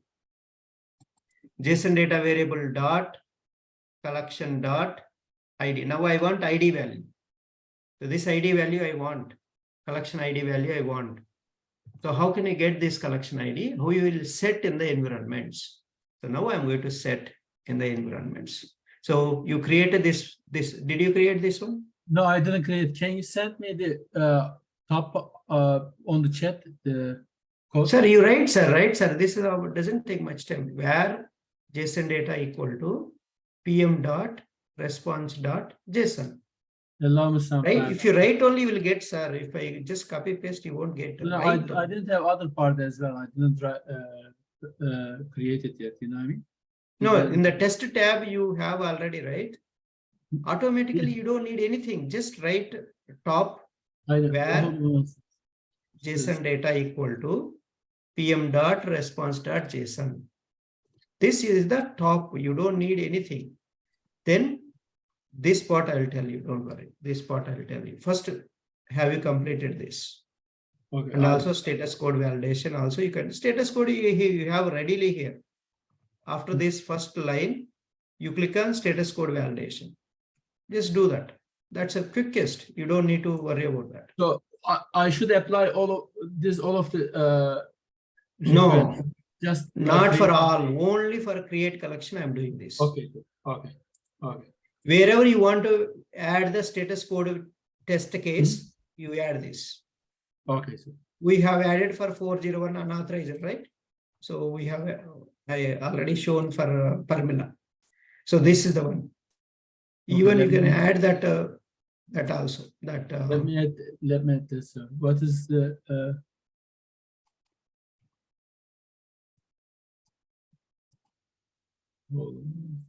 create collection?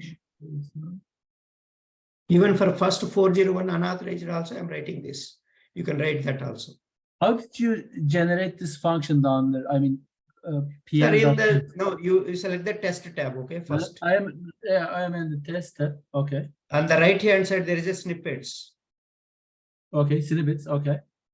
Then you have a status code is 200. Just Okay, scroll down. You will see that. Yeah, I found it. Okay. Okay, sir. Yeah, that's it. So now this one is a variable. You can create your own. This variable won't come here. You have to create. Okay. So we're gonna create this variable. So this one is unauthorized. Already you created Parmila, I think. Unauthorized, right? Unauthorized. 401. Where is it? Where is 401?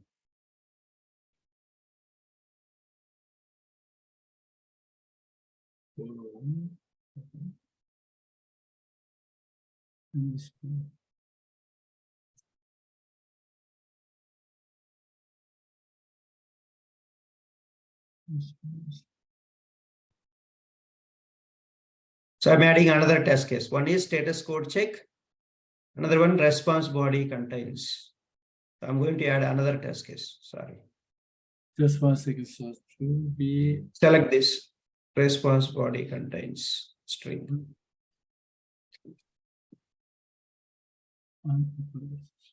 So execute this and you will get a body. So this body, this entire thing is stored in the JSON data variable. So now I want what did you pick for the second one, sir? From the the response body contains response body contains a response body JSON value check. Response body is equal to any of these things you can choose. Because the response body related validations you are doing. These are the code snippets already ready made. Okay, sir. Okay, I found. Okay. Yeah. So you want to validate any of the text. So you give this pm.response.text to include this entire response body includes pm.expect means this is your assertions you are adding. pm.expect is assertions. pm.expect is the assertion. You are expecting their text should, this response body should contain, pm.response should contain any of these values. So I am expecting this. Just replace it. See now if you execute, your test case is passed. It should get requested JSON is not a function. Okay. Okay, there's no problem. See that type, so issues it will show like that. Now see it is passed. It's not a function, just add a JSON. That's it. Function means parenthesis will come, but it's not a function, it is saying. So now you're good. Go to body. I want to get this message. How to get this message? Currently, What is the path? I cannot get the response, sir. I don't know where is the mistake. Let me share. Which one, sir? The unauthorized So first one, 4.1 unauthorized means, did you give a token key? If you give a token key, you won't get, okay? You create another request without a token, sir. Without a token. See, I didn't give anything in the headers. Yeah, I didn't give any token because to get this response back, but Yes. when we go to the collection. Did you give the so get method and one? Yeah, I am separate- getting get, but not unauthorized one. It is getting could not giving error. I don't have What any, error you are- could not send request response. The response. Like I said, I didn't add any token or anything like that. Just to see the because it's Share your screen, sir. Share your screen. Yeah, let me share real quick. Here. This is unauthorized. No, your base URL is wrong. It's very clear there. So what is the base URL you have given? What is the so you are giving here? See, base URL is not recognizing. I think I can change it.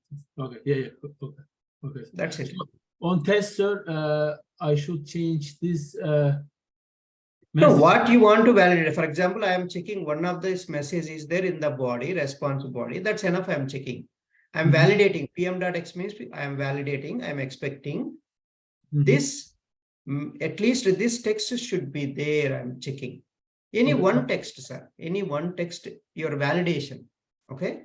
You can put I that can add string this here, right, sir? As a string. Yeah, string you want to search. Which string you want to search in the response body? Okay. This is okay. I mean, in my- Yeah, fine, fine. So that's the text is there, right? It should pass. If other than this text comes, it will fail. Okay. I can pick up this as well, right? After authentication. Yeah, that is one. I picked up first one only. I didn't use the bigger one. Oh. So for us, what is that authentication error should get if you don't give the value. So it's your responsibility, sir. Which one you want to validate, you should know that. Okay. So in your test case design, you are the decision maker. Okay, only one name validation is fine. Just that's enough. Click on save and send it again. Now your test cases will pass. See now 2 by 2 test results. There is a test results. Test results tab. Okay. Yeah. So Okay. both are passed. One is the status code one, another one is a body. So you can give a test case name proper, sir. That's body matches means nobody understands, right? So validating, so verifying 401 unauthorized response body text, something like that, right? So test case name you have to. Okay. This PM is representing the Postman object, right? Right, Postman object. Okay. This is the methods, one of the Postmans. Right. That's all JavaScript, you know, I think, right? Yeah. Okay. Okay, sir. Thank you. Expect is the function, is assertion function. You're asserting. Any assertion you want to do, you have to use a PM.expect. Okay. This one, right? PM.expect. Okay. Expect. Yeah. So that's a chai assertions. These are all. Okay. Postman expect. Chai is the another framework, right? A JavaScript framework. Yeah, I am not familiar with chai. Okay. So this is the assertions you have to add. For assertions is basically validation purpose. Okay. That's how we'll do validations using Postman inside the test tab inside. You will write a test cases. Okay. So. Then only will come to write. Otherwise, how do you know your API is tested? So these test cases you have to add. So now one by one you can add like that. So you can anything if you want to validate, you can do that. See now I'll tell you how to validate a response body field. I'll show you that. Let's see that. Okay. For example, I want to get this message. Okay. I want to get this message. This message value I want to get. How to get it? Go to test tab. Okay. So here, as I mentioned very clearly. Can you share? You can see my screen? No, sir. Yeah. Sorry. So this is the one. See, I'm going to get this message value. What is the message value? Invalid API key, this one, right? I want to get this value. How to get this value? From the response body. So this entire body data stored in the JSON data variable here. Okay. Now See, the path is this upper curly bracket is there. That's a JSON data. This entire thing is a JSON data. Now you need to drill down JSON data dot error dot Yes. name or message, which field you want. So if you want to be still getting confusion, take this response body. There is a nice JSON path finder. You Google it. Quickly Google it, okay? Google.com, go to google.com, just type JSON path finder. It will find the path for you automatically. You don't need to struggle. JSON path finder. So take this, always keep this in your plate, okay? Then remove this, whatever this, paste it, your response data, you paste it here. Beautify it, okay? Beautify it. See now, see here on the right hand side. See, it is showing error onwards. Expand this. So now you select which one you want. I want message. See the path you are getting automatically. In the X place, you give the JSON data variable. This is the path, sir, to get that value. So you are getting this value, message value, or name value, whatever you want, you choose that. Automatically, it will change the path. So you choose that, the path will change. In the X place, you replace our JSON data variable, this variable. So I'm going to get it now. So I'll just storing where message value equal to, so JSON data variable dot the path, whatever the path you copied, right? This path, this X you ignore. So this from dot onwards, you copy. X after whatever is there, that you copy and paste it here, sir. That's it. You will get automatically value. This value you will get it. This value you will get in this variable. If you want, you print it. You can see the how to print console dot log. So message value is, so comma, the variable name, this variable name. You give this variable name. So automatically you can see in the console this output. So it is stored here. So that's how to get the response body field value. So JSON data, this entire thing is a JSON data. Then this path, see that JSON data dot error dot message. You are drilling down to the field. This error is a JSON object. I told you. So this JSON object name is error. So error below you have fields, name field, message field. So that message field value you are getting and storing in this variable. I'm ready. Later I want to use, I can use it wherever I want. So it's a variable, storing in the variable, this value is important. I can use it anywhere, right? So that's the thing, I can do that. So, and another one, I want to check JSON value check. So you can click on this JSON value check, you can do that also. So if you want to check something, JSON value check, you can do that also. One more test case you want to add, check this. Every snippet here will generate a new function. See, it will generate a new function. See, automatically you're getting here. So you're getting pm.expect JSON data dot value equal to this one. So you can tell that what is the value you want to validate. See, JSON data dot name, if I give, you can say, or message you want to give, this value you can give it here. So like that you can do that. I'll tell you all this, okay? So as of now, these two are enough for this. Now let's go to create collection. There we need something, right? Here we need. So this I can use global. So it is saying function. It is not a function. It is saying, okay, no problem. So now I want to get this value. I want to get this ID value. I want to store in the environment variable. How to store it? So see that. So let's go here, response body, JSON check. So E is equal also you can check, sir, whatever you want. Equal, only contains is enough. So you can check all those things. So even status code is, so post request status code also they will check. JSON value check. See, automatically you're getting, but I don't want this. I already used that out. So now I'm going to set environment variables. How to set in the environment variables?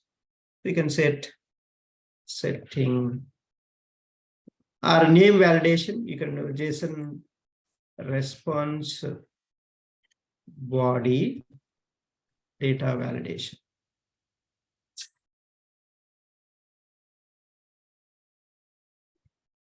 See that how I'm going to use this JSON data variable.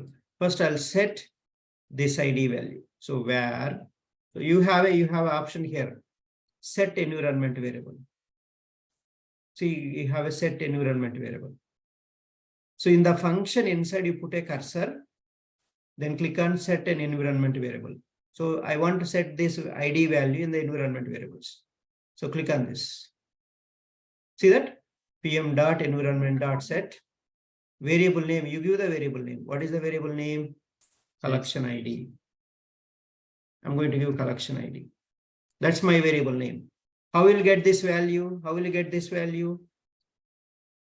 Even if you have a doubt, go to JSON Pathfinder, enter thing, you copy paste and get the function. But so we already know that. Now this is the JSON data, then collection object, then ID. So that's the path.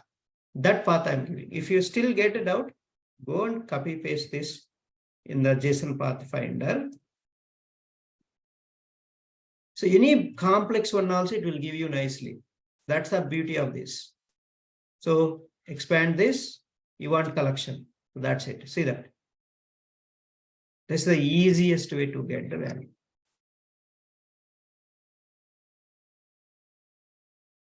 Right? See that here, second part I need to give. So JSON data.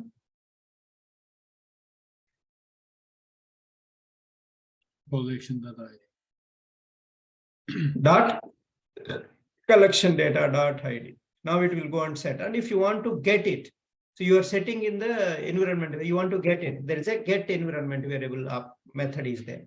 So console dot, you want to print it. So you want to print it. Collection ID is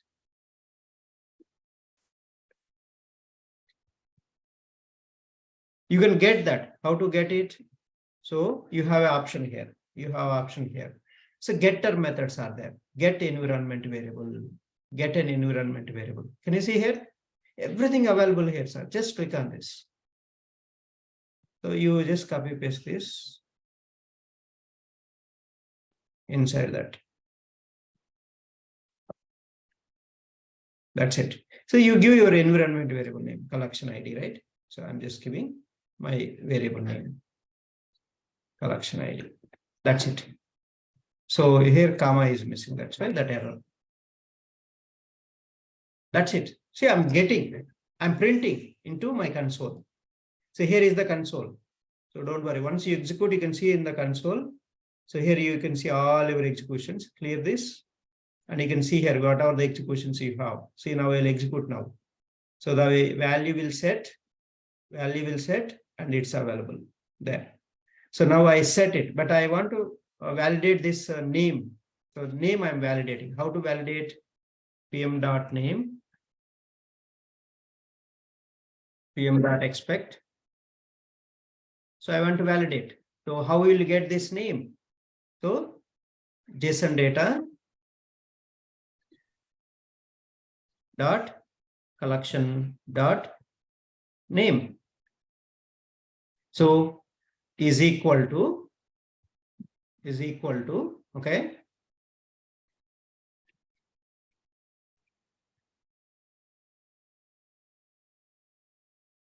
Equal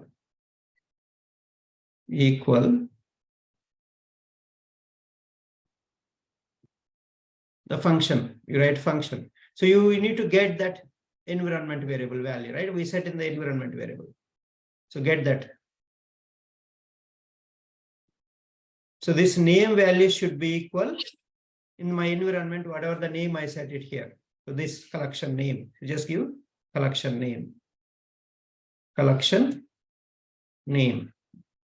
So now I'm comparing that. So I'm expecting, see, I'm writing here my validation. PM dot expect this name should be equal to this one. I'm telling. So still you are not clear on this, how to get this, how to write this code. Don't worry, here you have it. So here you have everything, JSON value check. So you select are equal to string. So this one you select that. And copy paste that one. If you are getting a struggle, see that. This is the response body value. I don't want this one. So JSON value check only. This one. This is the one you want. 2 equal. You have to use 2 equal or equals, so whatever is 2 equal they are using. So let's use 2 equal. So that's any one is fine. Okay. That's how you will, any one of them is having that value, sir. So you can just get from there. PM.expect. What is you want? You are verifying that this is your actual. This one JSON dot collection dot name is your actual value. Why I'm saying actual value? Because you are taking from this response body. Always from response body values are actual values. And whatever you know, that is your expected value. So this is my expected value. So both are same or not, you can compare now. Save it and run this. See now, your console output is showing here. You can see that. See that you can see the headers, you can see the one test case failed, response body type error cannot read properties of undefined reading. ID. Why collection.id.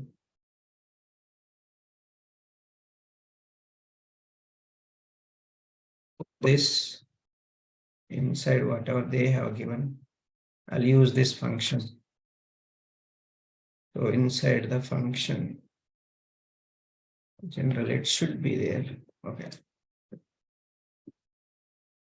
See, now it went fine. So this is the, I think, top it is not accepting, but here it is a JSON is a function, but before we got an error. See, now you see collection ID. See, this is the collection ID, right? If you go here, you can see the same collection ID. This is the one. So it is stored in the environment variables. Even if you go here, see that collection ID. So this is the value. If you execute one more time, the value will be coming here. It will come here.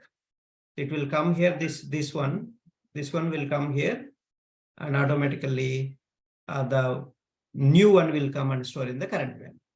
So let's see that that also. You go to create collection, execute it.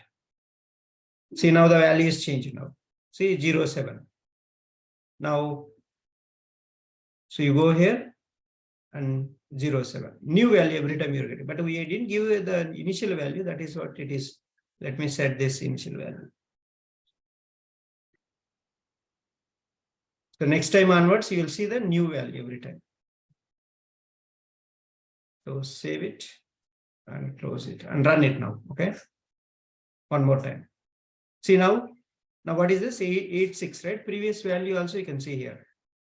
Previous value, this one, and current value, this one. Is it clear, sir? Now the variable is going to change. The changed value, new value will be in the current value, and previous value is the initial value. If it is a dynamically changing. Are you guys there? Hold on 1 second, sir. Just 1 second. I am checking. Create collection. Formula, are you getting, or so you're completely, how is it going on? I'm getting it, sir. Yeah, this is a very important, how to set the environment variable. From your code itself, you can set it. I am not getting the initial value, Ramesh. Can you check real quick?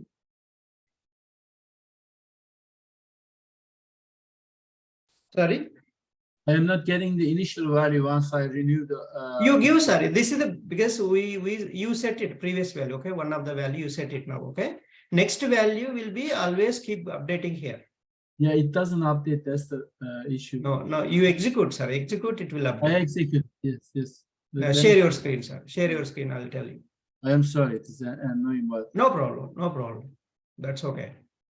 okay. Here is the So now you set it right, pm dot environment dot set collection ID, JSON dot, that is the one. Can you, no. So the problem is, okay, you set it globally. Okay, now fine. Now edit it, sir, edit. Now the collection ID, previous value give here, previous value copy, the current value copy, current value copy. how do you copy it? Copy, just click on that. Copy Okay. that. And paste in the initial value. Okay, save it now. I see. Now you go run the collection, that create collection method, API, execute it now. Now you go and check now. See now previous value and new value is different, right? Yes, it changed. Okay. I think I forgot initial value. Yeah, right. Okay, no problem. Okay, So thanks. basically, while setting, you will give some initial value. We didn't give initial value previously. That's why now you give, every time it will change. Now next iteration, the current value will go to initial value and new value will set there. That's the dynamic values. Okay. Now how to consume this is, we'll see next request. Okay, Parmila, do you need any help here? No, sir. Are you good? Yeah. Are you able to set the environment variable? Are you able to get the value? And how to check in the console? Console is a very important. You have to check in the console. Your request is executed. Entire the request URL, the request headers, what you have given, request body, what you have given, response, what you get, everything you can see in the console, madam. Let me show you that. That's a very important. So you executed, where you can see, this is the one. See, I'll clear this so that you will clearly understand. Can you see my screen, right? This is the console. How to open this console? Top left bottom.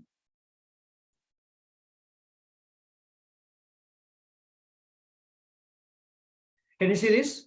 I highlighted. Hello? Yes, sir. We are able to see that. So this is the console. Okay. That is the one. Once after execution, see, I'm executing now. So now you go to open a console and you can see this. See, your method is post method and base URL also, your variable value is replaced here, and the collections, then collection ID. This is the console.log. Console.log, how many console.log you used, it will show here. Collection ID. So this is the value. See that value, and this is the current value is this one. That is the one it is. So the same one right here also. It is showing here. Now you want to see, expand this, the bullet icon. See, request headers. What are the request headers? Our XAPI key, accept to, content to. That's everything will be shown to you. See that? The post method, request headers, request body. See what request body you can see. Your values automatically replaces. See, collection, create collections. The variable name value is replaced here. If you use the variables for that variable, what is the value you have passed? That value will come and shown here. Then request body after, you have a response headers. Then you have a response body. So everything is clearly, it will show it here. So this is the very nice, the console log.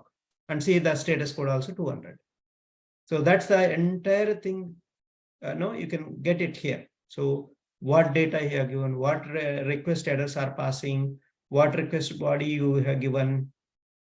So what is the response headers it is coming here. So all you will get it here nicely. See, server name is NGIX, transfer encoding, chunk, content type application JSON, date, what is the date, and X-rate limit reset, X-rate limit remaining. So these are all, no. So you are going to get there. So in the documentation, it is there. And then request response body. This is the response body, same what we are getting here. See, all your test cases are passed. your test cases are passed. So, right, this is the how you can set the environment variables, your response, any of the response body value in the environment variable. This is the setting the one. Then I'm validating. I know my expected value. This is the actual value. I'm comparing. Expected value is I stored in the environment variables. This is my expected value. So I'm validating with this response body value. Is it correct? So how I am validating? PM.expect. So I'm getting JSON data dot collection dot name. So this is my actual value is compared with the environment variable expected value. So see how I'm getting I'm not hard coding. I'm getting environment value, the environment variable. So PM dot environment dot get this variable value. So whatever the value is there, that value will get it here. Both you are comparing expected value and actual value. Both you are comparing. That is the expected assertion. So it will like assert that. So is this clear? On the response, Ramesh, I don't get the, even though I don't get the name, mine is empty. Mine is empty. Did you set, sir? Did you set the collection name in the environment variable? Yeah, mine on response I get like empty string. So Did you set it? Did you set it? First, my question is, did you set in the environment variable this collection name? Yes, sir. Create collection. But are you using this same variable name in the body? Yes, So this is how to use in the body. Request body. You have to use this curly brackets inside the variable name. Whatever the variable name you have given here, this name you have to use. It should match. Yes, collection name. I don't make any mistake here. Yeah, I am using the same name. Yes, same same with the body, sir. But still, I am getting my response by the name field is empty string, but still pass. So That means the value is not passing properly. The value is now what is the name you have given for a collection? the name that I gave is create collection. You should get there only. But so can you share your screen? What is the mistake? We have to see that. Share real quick. Okay, here collection name, right? And when I edit this collection name, create collection. No, you go to current values, click on current value. Click on current value is empty. That's why it is giving error. So edit it. You're in the edit, right? Just give the name there. Current value is empty. That's why it is you're getting the empty. Okay, save it now. Now you will get it. So current value should be there always. Because it's empty, right? That's why it took empty. Okay, all good. Okay, thanks. Yeah, okay, fine. So now I'll show you how to consume this variable. ID value we set, right? This ID value. I need to use this ID value for my next collection, next request.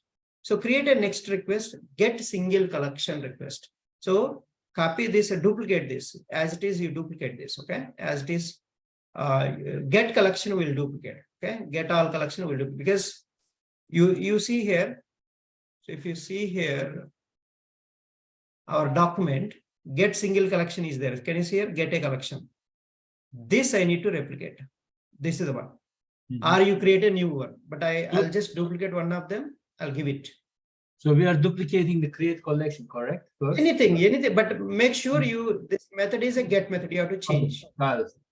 You have to make change for the get method, and the URL you should give this. But URL is this base URL we already set there. So just replicate this, duplicate it. Duplicate, no problem. We'll change. Duplicate it. All you save your work. Duplicate it.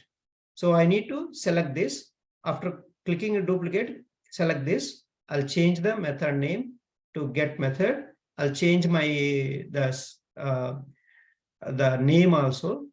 Get single collection. Single collection details. Yeah. So the base URL is same, this is same, but I have to give the exactly what is missing here, observe that. So the endpoint URL is wrong. Only till collections only we have. I have to give this one. The collection ID I have to give. So this is the one I'm going to give. Just pass it. So this collection ID we set in the environment variable. That's what you see. It is coming from collection ID is coming from E for environment. So I set the same name. Okay, whatever the name here they have given, the variable name, that's name only I set in the previous call. In this we set it. I don't need any body for this. So none, no body for the get calls. No body for get calls. And also I don't need to set this. Maybe verification if you want, you can do 200 status code you will get generally 200 status code you will get. Any validations if you want to do, you can do validations also. We'll see that. So I don't want this one. Maybe this I don't need to set. See, test results 1 by 2 failed. What is that? Response body validation asserts an expected undefined to equal create collection. So there is no name. We'll see that. What is the problem? So the path is wrong, maybe. See, name is this one, but the path is different, right? The path is different. So path what we given here is wrong. This path is wrong. But here this is a different JSON data collection info.name. Info.name. But we are given wrong. So this path is not there. Collection below name is not there. This is the one JSON object, the another JSON object. So then array item is another array. So like this, you have to carefully look into that. So if you get a doubt, just copy paste this one in the JSON path finder to get the correct path. See, beautify. Now you want info, name you want. See, automatically you got it. Copy paste this. That's how you need to change your all the values here. If you want to do a validation. Just 1 second. That's it. Now it will pass. See that. So I'm comparing the same name should be there. So schema URL, this is the schema URL.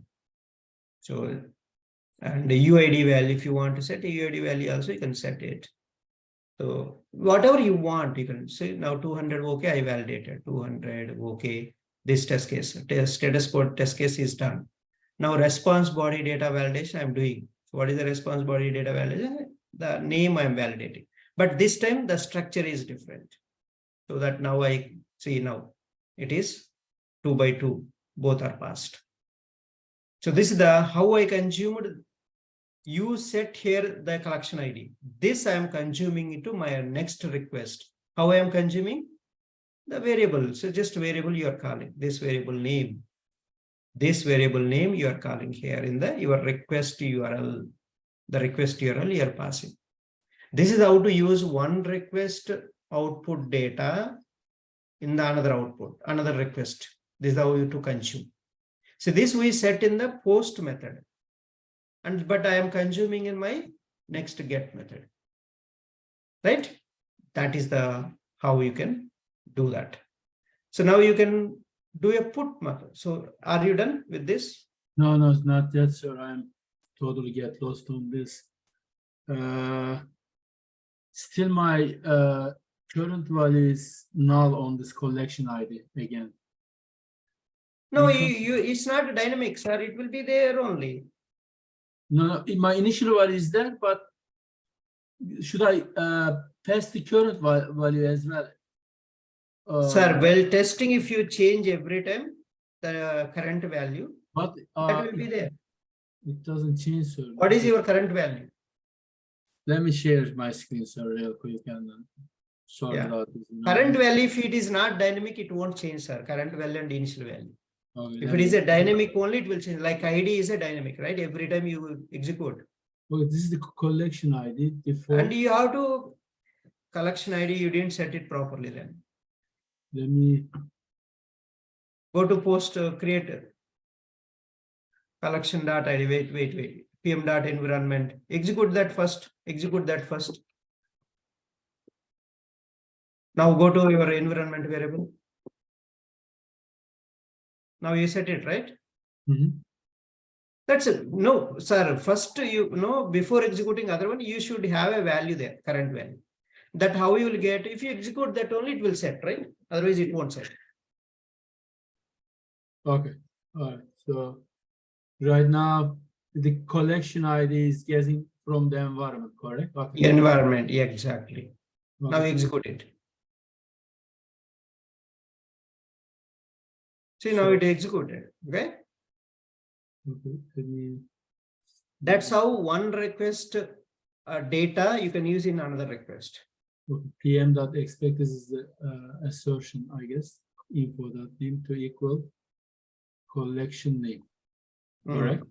Right. That is a collection name you have set already in the environment variables that you Yeah. are coming. Okay. Okay, so go ahead. Yeah. So, Parimala, are you clear? Yes, sir. No. Previous request you set in the environment. You want that value, response body value you want in the environment. You set it there and you are using in the next request. This is the use case. This is a very important. You should understand this. Other request output data, you want it. That's a dynamic. Every time it will change. You are storing in the variable. The dynamic value you can store in the variable only. That variable name you can call for your next request. Can we stop in 10 minutes, sir? Because I need to. Yes, we do. We can do that. So, Parimala, are you clear or still you have any dots to connect? I am good, sir. Okay. Now, single collection, you are able to get it now? We'll go to put method. Okay. So now let's duplicate this. Okay, let's duplicate this. The same get single collection, you duplicate, but we'll update it. So duplicate it. Now we'll change this to update. So check the put method, select the put method from the drop down, and you go to the documentation and see put method. What is that? So the update collection, right? This update. See, same. The method is put method, collections, collection ID. So same URL, what single collection URL also, the endpoint. But we have to give for put method a body, mandatory. Body is mandatory. So you go and give the body. So what is the body? And you can see here, this is the body. So this is the body. You can go and give this body. You can give this body. You want a body name, you want to update it. You can update it. So, but I'll take from a single collection, sir. Single collection we executed, right? That output I'll take. This one I'll take. This one I'll take. I'll update it. This entire thing I'll take. I'll update it. So save it. See, now I'll change it to put. And the body I'm giving this one.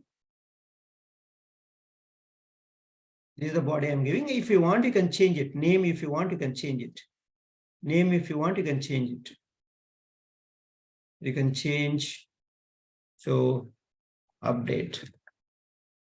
So you can change it to update. I'm sending a name with update. Name I'm updating. Remaining thing, if you want to modify anything, you can modify here. So anything you want to modify, you can modify here. So any description or whatever you want to modify, you modify it. That's okay. So, and I'm sending this ID. This ID only I'm modifying. So I'll set this name. Okay, so whatever the name, new name, I'll set it. Execute it first. See, both are failed. 400 bad request. Okay, malformed request error. So we are copying, sir, we are duplicating get single collection, correct? Right, sir. Okay. But you have to change this name. Name I'll change. Update collection. for the body part, where did you get the body, sir? Body, I took for the single collection you updated, right? Single collection you got output. But that is not correct. That's why we are getting a 400 barracks. Don't use that. We'll use whatever they have given in the their schema in the document. So this is not correct, sir. This is not correct. That's why they are throwing error. See 400 barracks. This is not correct. It's a malformed request error. That means the request you are giving the wrong one. Okay. So must be a, see, it is very clear. See, method must be a string. Where is the method? Method. I have given null. So I'll give a put. Okay. Maybe that is one by one. You need to solve it. Method must be equal to allowed values. Request must be a string. Okay, maybe it will solve. I think we'll see that. Yeah, that's solved. Only this method you change it. Remaining thing it will work. See now, this is the new value updated. Okay, I couldn't find the body still, sir. Where did you? Body, this get single collection you executed, right? The output response body. Get single collection you executed, sir. Get single Yeah, collection. I am, but right now, instance not find error. I am getting this error. Why I do? No. Get single collection, sir. Get single collection. I am getting gets. I am executing the get single. But collection ID value is there or not? You check it. Current value is there or not? Again, it is now this collection ID. Now we execute the create collection before that, so that it will set. Okay. Then you execute the get single collection. Then take this body. Take this data and paste it in the update collection here in the request body. So that's a change method to put method. Okay.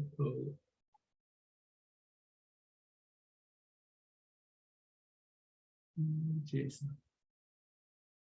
Okay, method type put, right? Right. Method is put. That's the only change. Remaining, I changed the name to update. Whatever you want to modify all the values. There is no restriction. What you want to modify, you modify. Okay. Even item name also, if you want, you can give a request method put, headers you want to give, URL you want, whatever you want, you can give that. Not an issue. See, it is updating or not, we are checking. See, before the name was only this one, right? But I added an extra this one. Now see that is updated with a new value. That means it is updating. This collection is updated. Just 1 second. So it doesn't update on my end. Let me see. Item instance not found. So type error. Update. Name. So what is my test case here? So I don't need this. Okay. I don't need this. Sir, I have an error on my response when I try to execute the update. This is the name. It's a different place, right? So dot name. So now it will mismatch. First, you have to set your value. This value you have to set it. This value you have to set it. So if you set only, you'll get this latest value. So I'll set it the latest value. So I'm going to set environment variable. Okay, I am getting it in my response. Can you hear me? Yeah, I can hear you.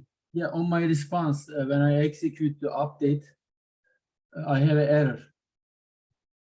I have an error. So instance not find error, the name of the error. 1 minute, sir. I'm coming to you. Okay. See that this is I'm just setting this environment variable in the environment, this output. This name I'm setting in the environment. JSON data dot collection dot name. I'm setting. So the new value I'm setting so that you will get a new value here also.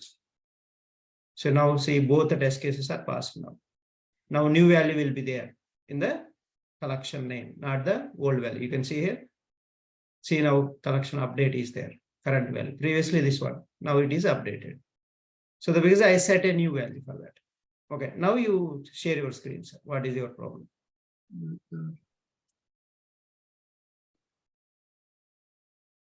So when I hit this endpoint, put getting this errors like instance not found error. No, first collection ID value. What is the value, sir? You there. I think this is not the body, sir. You got it. No, null. Again, you have a null. But I asked you at the beginning, what should we put initial value? No, you have to execute post collection. That is coming from post collection, right? Where you are sitting in the post collection. Execute it. Okay. Then you execute the put. Okay. Bad request. So now go to body, go to body, go to body. There is a problem in the body only. Wait. So instance collections base URL. Just change Request. to update purposes. Okay, come down, put. So response. Just put. Now go to a single collection, execute that. Go to a single collection. Execute it. Yeah, now copy this. And paste that there in the update collection.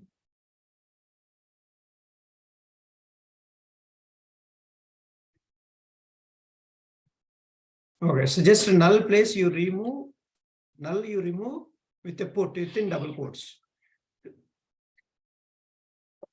That's it. So now collection ID, what is the value? Save it, sir, save it. I saved. Okay. So now collection ID, what is the value? Say, check that. No, you can now mouse over there, you will get, see null it is setting. So what you can do, you can execute the post first create, execute. Now we go to update collection. Execute it. Should I change this? Maybe update purpose. Whatever it is, so you change it. Not a. This is not fun. The collection already exists in the database. Okay, you're getting a collection already exists. So you're trying to update, right? Why it is saying that?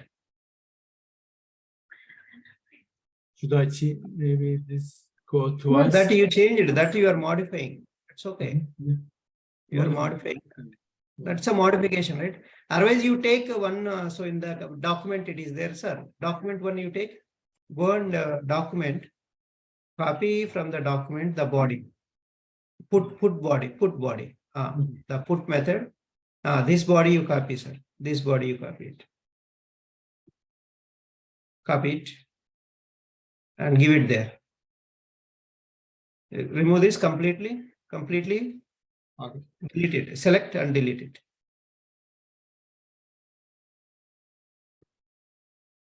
And give it.